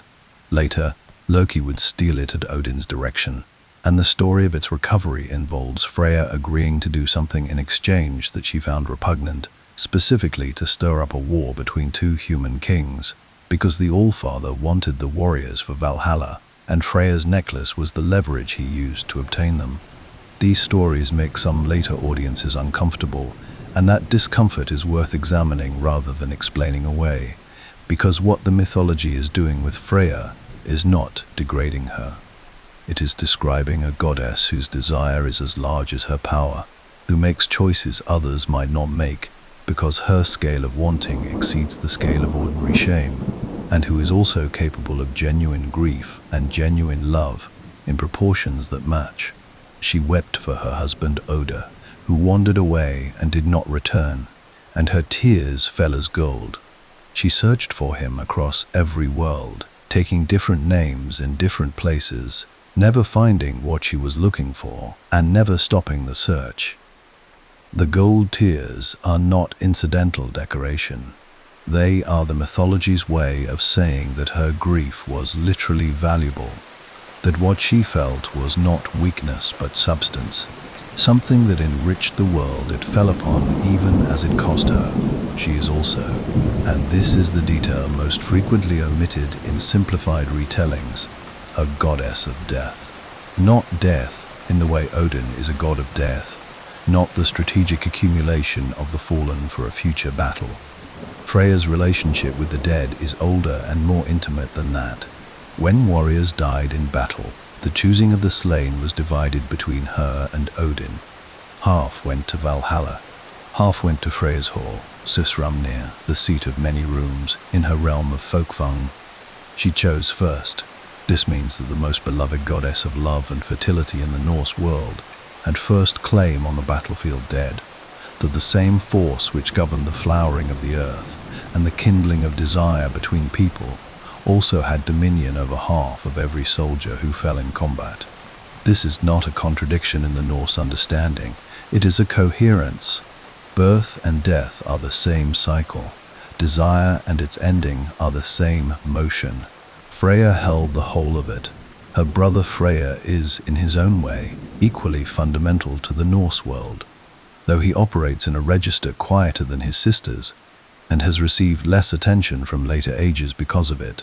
He was given dominion over Alfheim, the realm of the Light Elves, as a gift when he cut his first tooth, and he ruled it with a generosity that extended to everything in his power. He was the god of sunshine and rain working together, of the harvest that resulted from their cooperation, of the prosperity that followed from a good harvest, of the peace that followed from prosperity. Wherever Freya's influence reached, the mythology says, things grew. This was not a metaphor. His presence was understood as a literal cause of agricultural abundance, which made him, in practical terms, one of the most important gods in the Norse pantheon for the ordinary person trying to feed their family through a Scandinavian winter. He possessed two objects of extraordinary power. The first was a sword that fought by itself, swinging and striking of its own accord whenever it encountered a worthy enemy, requiring no hand to guide it. The second was a ship called Skidbladnir, the same ship made in the dwarven contest that produced Mjolnir, which could sail any sea in any wind and fold to the size of a cloth when not needed. Both were given away. The ship he gave to Loki as part of the arrangement of gifts. The sword he gave to his servant Skirnir as payment for a quest, and this gift would cost him everything at Ragnarok, where he would face the fire giant Surtur without a weapon equal to what was coming, and fall. He gave the sword for love, which is a very Vanir reason to give away the thing you most need. The woman he gave it for was named Gerd, a giantess of such brightness that her beauty illuminated the sky around her when she moved through it. And Freya saw her from Odin's seat at Heilidskalf, which he was absolutely not supposed to be sitting in, and was struck by what he saw with an immediacy that left him unable to eat, unable to sleep for a period the mythology describes with the detailed accuracy of someone who had personally experienced this particular kind of devastation. His father, Njord, concerned, sent Skirnir to find out what was wrong. Freya told him. Skirnir agreed to act as go-between and traveled to Jotunheim to court Gerd on Freya's behalf, but his price was the self-fighting sword. Freya agreed without hesitation, which is either the most romantic thing in Norse mythology or the most strategically disastrous, and possibly both simultaneously. Skirnir traveled to Gerd's hall, made his case, was refused, threatened her with a runic curse of such comprehensive unpleasantness that even the telling of it is uncomfortable, and Gerd agreed to meet Freya in a forest called Barri in 9 nights. The 9 nights that followed are described in one of the most human passages in all the mythological record. Freya, knowing she would come, knowing the waiting had a fixed end, still could not bear the waiting. A single night without her, he said, was long. 2 nights were longer. How could he endure 3? The god of sunshine and harvest, of abundance and peace, brought low by 9 nights of anticipation, counting them the way anyone who has ever waited for something they desperately wanted has counted the days, aware of the absurdity of impatience in the face of a certainty that has already been established, and unable to stop the counting. This is Freya, not a warrior god, not a schemer, not a manipulator or a sacrificer, a god who gives away his best weapon for love and cannot sleep for 9 nights waiting and grows every green thing in every field that has ever been green. He is the Norse mythology at its most tender, and the Norse mythology is not a tradition primarily known for tenderness, which is exactly why he matters so much within it. Now we come to the war, because there was a war. And the war explains everything about why the Vanir are in Asgard at all. The conflict between the Aesir and the Vanir is one of the first wars in the Norse cosmos, and the surviving accounts of it are frustratingly incomplete, their full narrative lost somewhere between the oral tradition and the manuscripts that survived the conversion to Christianity. What remains is fragmentary but suggestive. There was a woman, a Vanir practitioner of Cedar named Hyther, also called Gullveig, whose name means gold drink or gold power, who came to Asgard and was received badly. The Aesir burned her 3 times, and 3 times she was reborn from the flames. Whether this was a provocation on the Vanir's part, an attempt to introduce Cedar into Asgard through a figure who could not be permanently removed, or whether it was an act of Aesir aggression against an innocent visitor, the surviving sources do not clearly say. What they say is that the Aesir and Vanir went to war. The war was the first war in the history of the world, and it was conducted with the full power of both divine peoples, which means it was catastrophic in the way that only wars between beings of unlimited power can be catastrophic. Asgard's walls were breached. The battle lines moved back and forth between the worlds. Neither side was winning in any meaningful sense, only accumulating damage that would take ages to repair. Eventually, they negotiated. The terms of the peace involved an exchange of hostages, gods sent to live among the opposing people as both insurance and integration. The Aesir sent Hoenir and Mimir to the Vanir. The Vanir sent Njord and his children, Freya and Freyja, to Asgard.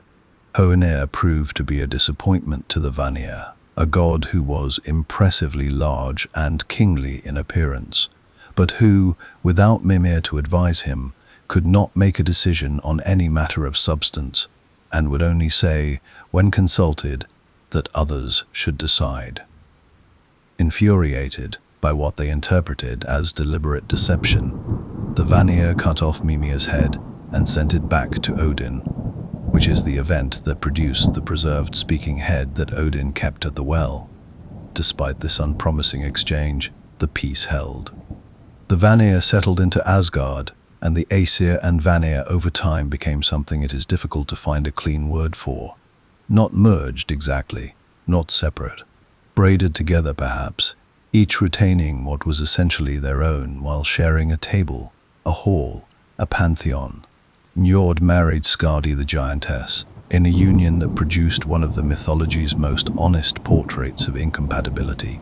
Two beings who genuinely tried and genuinely failed, who could not agree on whether to live in the mountains she loved or the sea he needed, and who eventually separated without bitterness, which is also a form of grace. Freya and Freya became central figures in the Aesir world without ceasing to be Vanir. Freya taught Odin Sida, and in doing so gave the chief of the Aesir the most powerful perceptual tool in the 9 worlds. What the Vanir brought to Asgard, finally and most essentially, was the other half of the world. The Aesir without the Vanir were gods of will and force, and the imposition of order on chaos. Real gods, powerful gods, gods who could build walls and bind wolves and win battles, but incomplete. Because the world is not only will and force, it is also the season that turns without being commanded. The crop that grows from ground that has been prepared but not controlled. The love that arrives unrequested, and the grief that follows loss, and the fertility that underlies every act of creation, whether that act is a battle or a harvest, or a child born into the cold morning air of a Norse spring. The Vanir knew the world at that level, felt it from inside, and without them, Asgard would have been a very powerful place and a very incomplete one. With them, it became something closer to whole, not whole enough to survive what was coming. But then, nothing was. Yggdrasil holds everything. This is the first and last thing to understand about the great ash tree at the center of Norse cosmology. It is not a metaphor for connection, not a poetic image of how things relate to one another. In the Norse understanding, it is the literal structure of existence, the axis around which all worlds turn, the organism whose health or sickness determines the health or sickness of everything living on its branches. When the dragon Nidhogg gnaws at its roots, it is not a symbolic threat. It is a structural one. The tree is the world, and the 9 realms spread across it are not separate planets in a modern astronomical sense, but overlapping territories of being, each one distinct in its nature and its inhabitants, each one pressing against the others in ways that produce the conflicts and crossings and strange encounters that fill the mythological record. To travel the tree is to understand the full range of what the Norse imagination contained. And it contained more than most traditions have dared. Begin at the top, or as close to the top as any description can reach. Asgard sits at the highest point of the tree, connected to Midgard by the Bifrost, the rainbow bridge that burns with a fire cool enough to walk on but hot enough to prevent any frost giant from making the crossing uninvited. Asgard is not simply a palace or a single hall. It is a realm of many halls, each god maintaining their own, spread across a landscape of impossible beauty that the sagas describe in terms that suggest the Norse idea of perfection was fundamentally one of abundance rather than austerity. Valhalla is here, with its roof of golden shields and its rafters of spear shafts, 540 doors, each wide enough that 800 warriors could march through them side by side. Gladsheim, the great meeting hall where the gods convene. Balaskjalf, where Odin's high seat. Hlidskjalf commands a view of everything beneath it. Each hall a world within the world, each one carrying the particular character of the god who built it. Directly beneath Asgard, or beside it depending on which ancient source you consult, sits Vanaheim, the homeland of the Vanir gods. The sources are quieter about Vanaheim than about almost any other realm, which feels appropriate for a people whose power was always more in the earth beneath the feet than in the sky above the head. What survives suggests a place of extraordinary fertility, green and abundant in ways that Asgard, with all its magnificence, was not. A realm where the magic of growth operated at its most concentrated. After the peace between the Aesir and Vanir, Vanaheim became less a separate homeland than a place the Vanir remembered, the way anyone remembers where they came from, after they've lived somewhere else long enough to call it home. Alfheim lies nearby in the upper branches of the tree, the realm of the light elves, and it was given to Freya as a gift in his infancy. The light elves themselves are among the most elusive figures in Norse mythology, present at the edges of many stories and at the center of very few. They were beings of radiance and beauty, more luminous than the sun in some descriptions, and they moved through the world with a grace that suggested they were native to a lighter, less burdened order of existence than the one the gods and giants occupied. The Norse would sometimes credit them with the inspiration behind poetry and craftsmanship, a creative influence that arrived from just beyond the visible world and left its mark without ever fully explaining itself.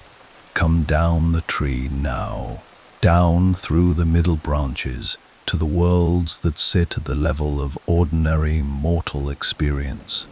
Midgard is the world of men, and it is the realm the mythology describes with the most practical intimacy, because it is the realm the people telling the stories actually lived in. Circular, surrounded by ocean, protected at its inner edge by the wall built from the body of Ymir. It is a world of forests and mountains and rivers, and the particular quality of northern light that falls differently than light falls anywhere else, low and golden and long in the summer, absent almost entirely in the winter. The Norse who lived here understood themselves to occupy the protected middle of a cosmos that pressed in from every direction, giants in the outer darkness, gods in the realm above, the dead in the realm below, and all of it connected to their own small fires and fishing boats and tilled fields by the roots and branches of a tree whose full extent no single mind could hold. Jotunheim lies at the same level as Midgard, beyond the protecting ocean, in the outer wild that was never fully tamed or fully understood. The realm of the giants is not simply large, though it is large, scaled to beings whose smallest members stand head and shoulders above any human, and whose greatest represent a different order of physical reality entirely. It is also ancient, older in its bones than Asgard, carrying within it the deep time of the early world before the gods built anything at all. The giants who inhabit it are not uniformly monstrous in the way later traditions have sometimes portrayed them. Many are wise, many are female and powerful in ways the mythology respects, even when Thor is on his way to deal with them. Some are beautiful. Some the gods marry. The line between giant and god in Norse mythology is porous in ways that constant conflict sometimes obscures, and the contempt the gods sometimes express for Jotunheim is complicated by the fact that Odin's mother was a giantess, and Thor's mother was a giantess, and the bloodlines of Asgard run through Jotunheim as surely as Yggdrasil's roots run through all 9 worlds. Svartalfheim, also called Nidavellir in some sources, is where the dwarves live, and the dwarves of Norse mythology are nothing like the diminutive figures later fantasy traditions made of them. They are master craftsmen of a skill that exceeds anything possible in the upper worlds, workers of metal and stone who understand the deep properties of materials in the same way Odin understands the deep properties of knowledge. Mjolnir came from here. Gleipnir came from here. Gungnir, the self-returning spear, came from here. The golden hair of Sif came from here. If Asgard is the seat of divine power, Svartalfheim is where that power's most important instruments were forged, in darkness and heat, and the patient application of skill that has no upper limit. Niflheim waits below everything, the oldest cold in any world, the realm of mist and ice from which the 11 rivers of the Ilivagar first flowed into Ginnungagap before creation began. It is distinguished from Hell, though the two are sometimes conflated in later retellings. Niflheim is primordial emptiness and cold. Hell is the realm of the dead, adjacent to or within Niflheim depending on the source, but distinct in its nature. It is ruled by Hel, Loki's daughter, the being who is alive on one side and dead on the other. And it receives the vast majority of the Norse dead, everyone who does not fall in battle, everyone who dies of age or illness or accident or simple misfortune. It is not a place of punishment in the Christian sense. It is not a hell in the way that word came to be understood. It is simply the place the dead go, grey and quiet and vast, where the living occasionally travel at great cost to retrieve something precious, and where everything that has ever ended eventually finds its level. Muspelheim lies at the opposite extreme from Niflheim, at the bottom of the tree, or at its southern edge, the realm of fire that existed before existence. Its ruler is a being called Surtur, ancient and enormous, who carries a sword of fire that burns brighter than the sun itself. Surtur barely appears in the mythological record before Ragnarok, which is itself significant. He does not interfere. He does not plot or scheme or send his people raiding into other worlds. He simply waits in his burning realm with his burning sword, patient in the way that only things which know they will eventually be needed can be patient. At Ragnarok, Surtur and his fire giants will pour out of Muspelheim, and what follows will end the world. But not yet, for now he waits at the root of things, and the fire at the bottom of the tree is the same fire that helped melt the ice that dripped and became Ymir and became the world. Creation and destruction sharing the same source. Finally, there is Helheim, considered by some sources as distinct from Hell's realm, the very bottom of everything, below Niflheim, where Nidhogg makes its home and gnaws at Yggdrasil's lowest root, with a patience that mirrors Surtur's in its implications. And there is the spring of Hvergelmir nearby, the oldest water in any world, the source of all rivers in all realms, bubbling up from the foundation of everything, with a continuity that has never been interrupted and will not be interrupted until the tree itself falls. 9 worlds, 9 different answers to the question of what existence can contain. 9 distinct territories are being spread across the branches of a tree that was itself made from nothing, that grew without being planted, that holds without being held. The Norse did not imagine a small cosmos. They did not build a universe scaled to human comfort. What they built, in the accumulated telling of generations beyond counting, was a structure as large as the largest question any person has ever looked up at the night sky and asked. And at the center of it, breathing, the tree, always the tree. Every story that has ever been told has been moving toward its ending. Most stories keep that ending hidden, tucked behind the next chapter, the next turn, the next moment of survival that suggests more survival is possible. The Norse mythology does not do this.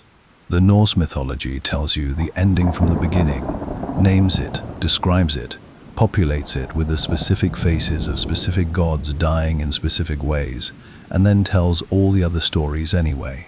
Every adventure of Thor, every scheme of Loki, every sacrifice of Odin, every feast in Valhalla, every battle and love affair and act of creation across all 9 worlds, all of it happens in the full knowledge that it ends, that there is a day with a name, that the name of that day is Ragnarok. This is not pessimism.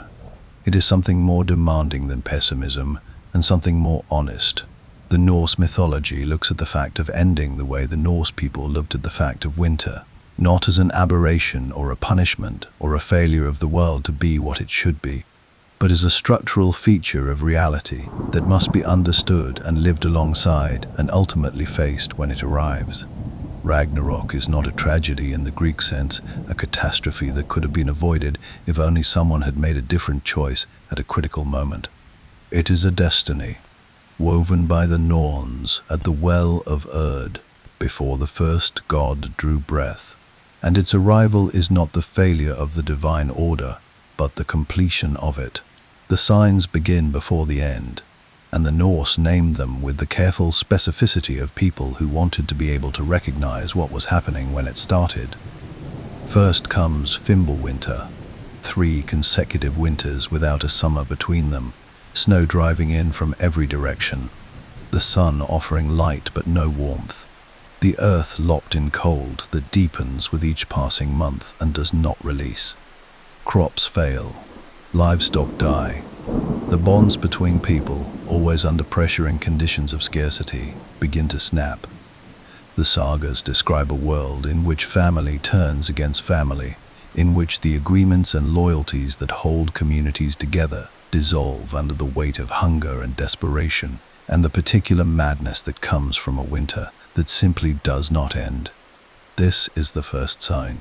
Not a supernatural event, a weather event, stretched beyond any natural limit, so extreme and so prolonged that the human world begins to eat itself before the gods have even raised a weapon.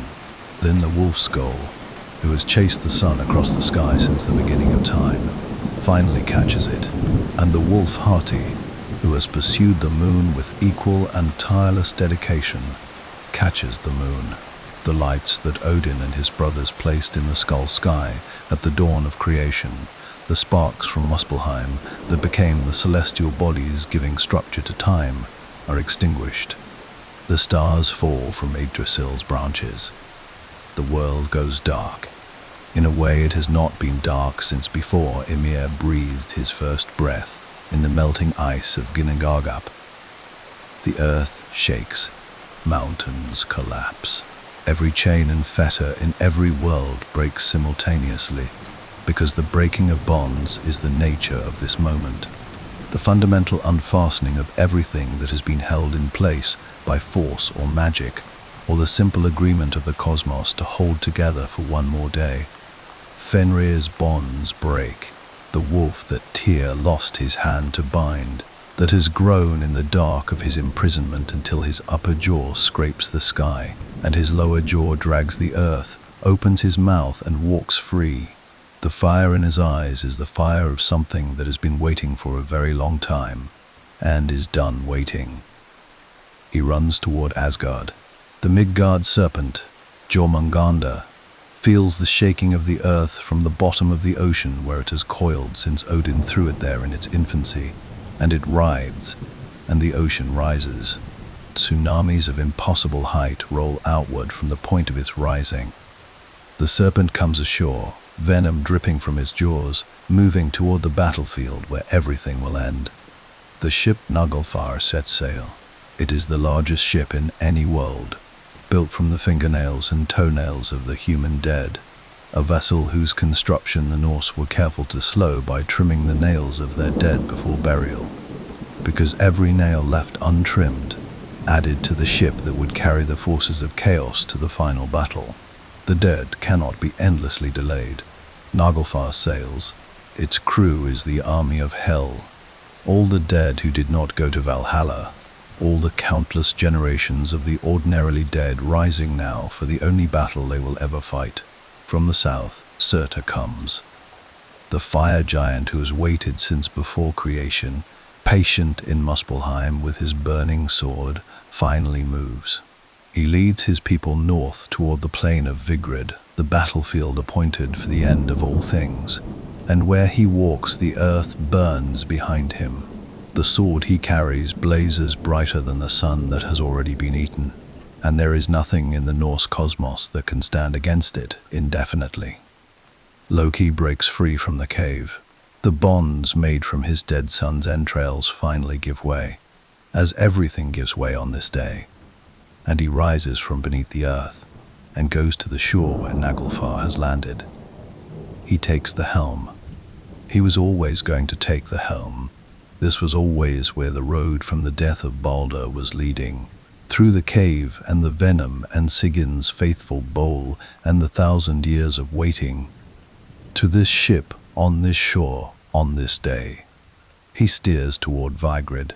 The watchman of the gods is a figure named Heimdall, who stands at the Bifrost with a horn called Galahorn, the resounding horn, which he has held unblown since the beginning of his watch. He sees what is coming. He raises the horn to his lips and blows, and the sound reaches every corner of every world on the tree, and the gods who hear it know exactly what it means. Odin rides to the well at Mimir one final time. He goes not for wisdom he has not yet obtained, but for the counsel of the one voice he trusts most at the edge of the unknowable. What Mimir tells him there, in that last conversation before the All-Father rides to Vigrid, no source records. It stays between them, in the silence between the asking and the battle that follows. Then Odin arms himself and rides. The gods come to Vigrid on the plain that stretches in every direction, as far as any eye can see. A battlefield large enough for every army in every world to fight on simultaneously without crowding. They come with the Einherjar, the chosen warriors from Valhalla, the army that has been building and training since the beginning, the dead who practiced every day for this. They come knowing the outcome. They come anyway. This is the battle. Odin faces Fenrir. The All-Father with his spear Gungnir charges the wolf that is large enough to swallow the sky. And the spear flies true, as it always flies true, and Fenrir swallows him. Odin, the All-Father, the one-eyed king of the gods, the god of wisdom and war and poetry and death, and the hanged and the ravens, and the desperate accumulation of knowledge in service of a battle he always knew he could not win, is swallowed whole by the wolf. His son Vidar immediately avenges him, driving a thick shoe into Fenrir's lower jaw, and tearing the wolf's jaws apart with his hands. The shoe Vidar wears has been made since the beginning from all the leather scraps ever cut from shoes by cobblers, accumulated over all of human history specifically for this moment. Fenrir dies, but Odin is already gone. Thor and Jormungandr meet for the last time, the serpent that Thor has faced twice before in the mythological record, that he once nearly killed with his fishing line before a companion cut it, that he has been moving toward his whole divine life without ever quite reaching, rises before him now, with no intervening hand to stop what follows. Thor's hammer finds the serpent falls. Thor takes 9 steps backward, 9 steps being the full extent of what remains of him, and falls from the venom that coats his last breath. The god who made the people feel safe, who wore the dress and caught the salmon and grabbed the fishing line with bare hands, who never once stopped showing up, takes his 9 steps and lies down. Freya falls deserter, just as was always coming. His borrowed time running out in the precise way it was always going to run out. He fights without his self-fighting sword, without the weapon he gave away for 9 nights of waiting for a woman he loved. And he fights well and long and loses. Surtur's blade finds him, and the god of sunshine and harvest, and the green world is gone. Tyr and the hound Garm, who guarded the gates of hell, meet on the battlefield and kill each other simultaneously, which is a fate so perfectly balanced that it almost seems designed. Heimdall and Loki meet at last, the watchman and the shapeshifter, the god of clear sight and the god of transformation, and they kill each other in the same moment. 2 beings who were always the opposite of one another, finding their ending in each other's hands. And then Surtur raises his burning sword over what remains and sets fire to the world. The fire that has been waiting in Muspelheim since before creation, the fire that was always the other half of the ice that made the world possible in the first place, completes its purpose. Yggdrasil burns. The 9 worlds on its branches burn.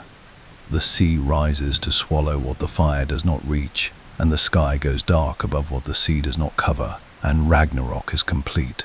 The gods are dead. The world is gone. And then the earth rises again from the water. Green. Impossibly, improbably green. The sources describe it with a simplicity that hits harder than any elaborate description could. The earth rises, and grain grows on fields that were never sown, and the sky is clear above it, and 2 humans who hid in the wood of Yggdrasil during the fire, a man named Leif and a woman named Lifthrasir, emerge from the surviving ash and begin again. Some of the gods return. Balder comes back from hell, because Death's dominion does not survive the ending of Death's world. Hoda returns with him. Thor's sons, Modi and Magni, survive, still carrying Mjolnir between them. Odin's sons Vidar and Vali survive. They meet on the plain where Asgard stood, and they find there, in the grass that has grown over the battlefield, golden game pieces, the pieces of the ancient game the gods played in the beginning of the world, and they sit and they play and they remember. The ending is not an ending. This is the Norse mythology's final and most quietly radical act. Having told a story that moves with absolute clarity and absolute honesty toward total destruction, having refused every comfort and every assurance that things will be fine, having named the day and populated it with the specific deaths of the specific gods the people love most, it then says something completely unexpected. It begins again. Not because destruction was not real, not because the loss was not total, not because what was loved was not genuinely gone, but because the nature of things, the deepest nature, deeper even than the roots of a world tree that has been burned to nothing, is not toward ending. It is toward return. It is toward the green field after the fire, the grain grown on unsown ground, the golden pieces found in the new grass by gods who remember the old world and are willing still to sit down together and play.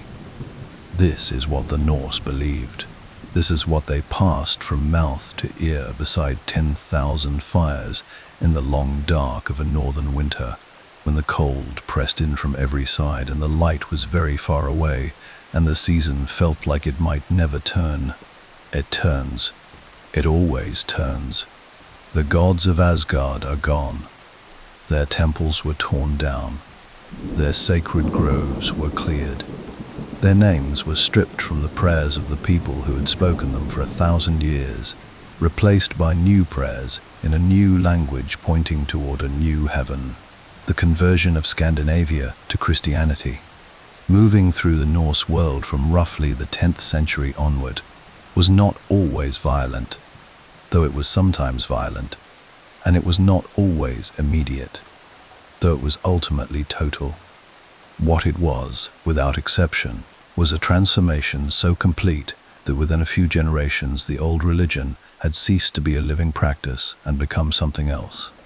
A memory, a story, a collection of poems preserved by monks and scholars who found them beautiful even when they found them theologically troubling.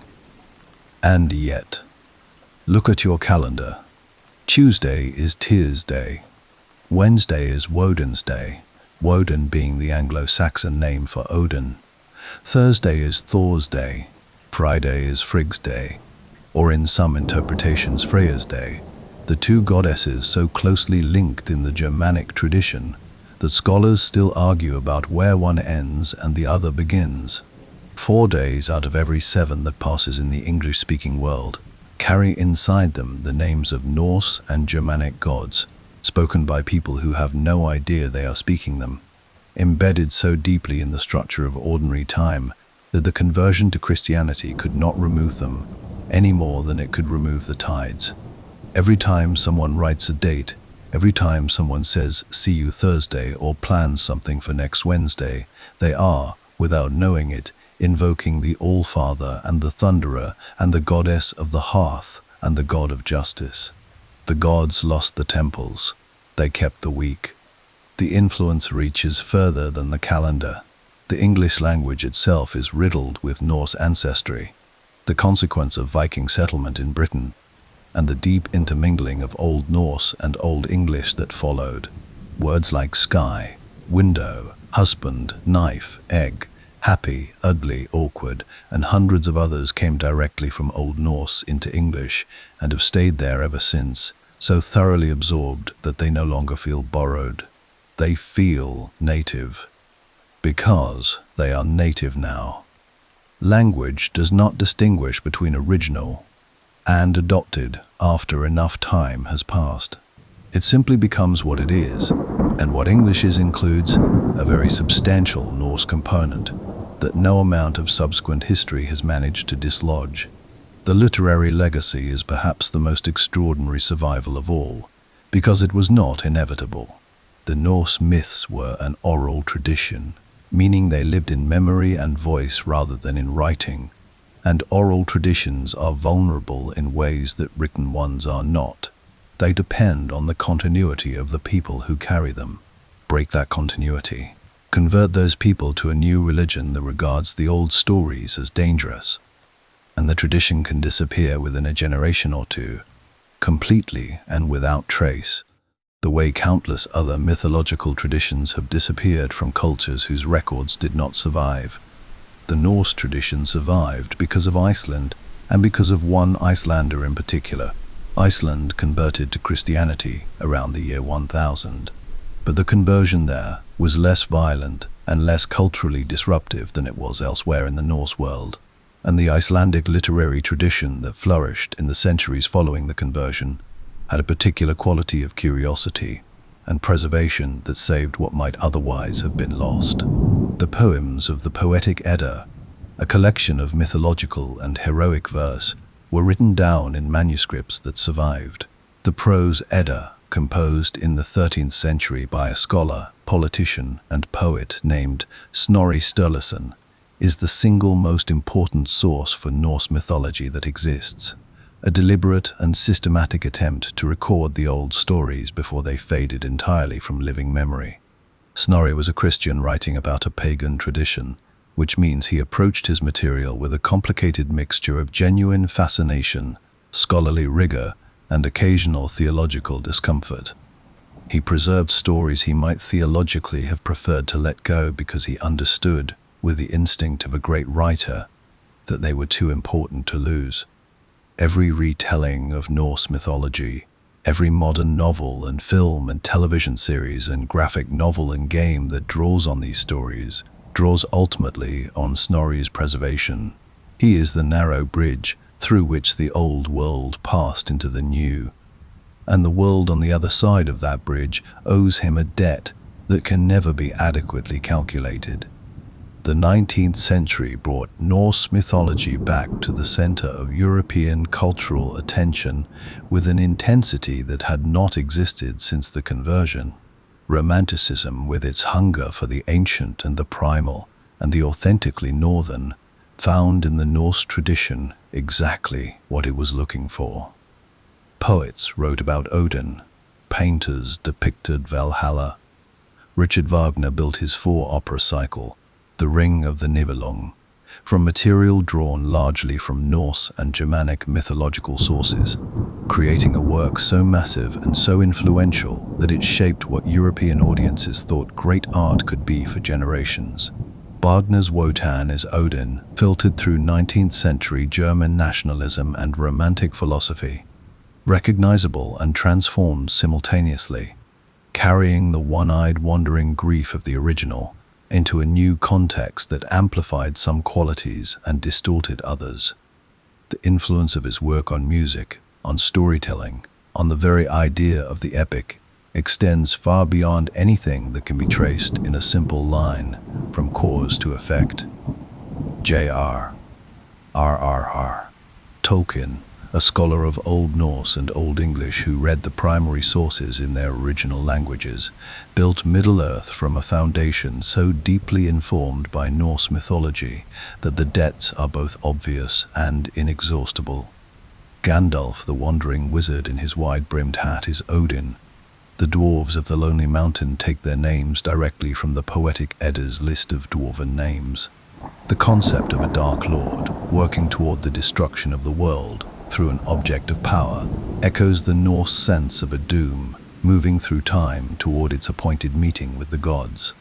The idea that the courage to face inevitable loss is itself a form of victory, that the measure of a hero is not whether they survive, but whether they show up, is profoundly Norse in its moral architecture, filtered through Tolkien's own Catholic sensibility into something that became the template for almost every fantasy story told in the century that followed. Every dragon in every fantasy novel, every quest narrative, every council of wise beings deliberating over the fate of the world, carries somewhere in its ancestry the fingerprints of the tradition Snorri preserved and Tolkien absorbed and transformed. The Marvel Comics version of Thor, created in 1962 and brought to global cinema audiences in the 21st century, is a phenomenon worth noting, not for its fidelity to the original sources, which is selective at best, but for what its extraordinary popularity reveals about the enduring appeal of these figures. Audiences who have never read the Eddas, and never will, respond to something in Thor and Loki and Odin that the original tradition understood and built into these characters at their foundations. The tension between the straightforward and the complicated. The father who cannot communicate his love without it becoming a lesson in power. The brother whose gifts are inseparable from his damage. The god who is strongest when he is most willing to be wrong. These are not inventions of the comic book age. They are very old recognitions, dressed in new costumes, speaking to something in human experience that has not changed. Because human experience has not changed, we still live in a world that does not guarantee its own continuation. We still face winters that feel too long. We still lose things we cannot replace, and build things we know are temporary, and love people we know we will outlive or be outlived by. We still sit around fires, metaphorical ones mostly, and tell each other stories about why the world is the way it is, and what it means to face it with whatever courage we can manage. The Norse answered those questions with giants and serpents, and a one-eyed god who hung from a tree for wisdom, and a thunder god who put on a dress, and a trickster who was also a mother, and a world that ended, and then, impossibly, began again. They answered the questions with the honesty of people who had decided that a comforting lie was worth less than a difficult truth, and who found in the difficult truth not despair, but something more durable than comfort. They found meaning. The gods of Asgard are gone. Their temples are rubble, and their sacred groves are forests of a different kind. And the prayers spoken to them have not been spoken in earnest for 1,000 years. And yet here we are, speaking their names without knowing it every time we say Thursday, finding them in the pages of books that shape the stories we tell our children, seeing their faces in the films that fill our largest screens. They are gone. They are everywhere. This is what survives an ending, it turns out. Not the buildings, not the rituals, not the formal apparatus of belief. What survives is the story. What survives is the part that was always true. Not factually true, but true in the deeper sense. True about what it means to be alive in a world that does not promise you anything except its own wild and terrifying and beautiful existence. The great ash tree still holds, even now, even still.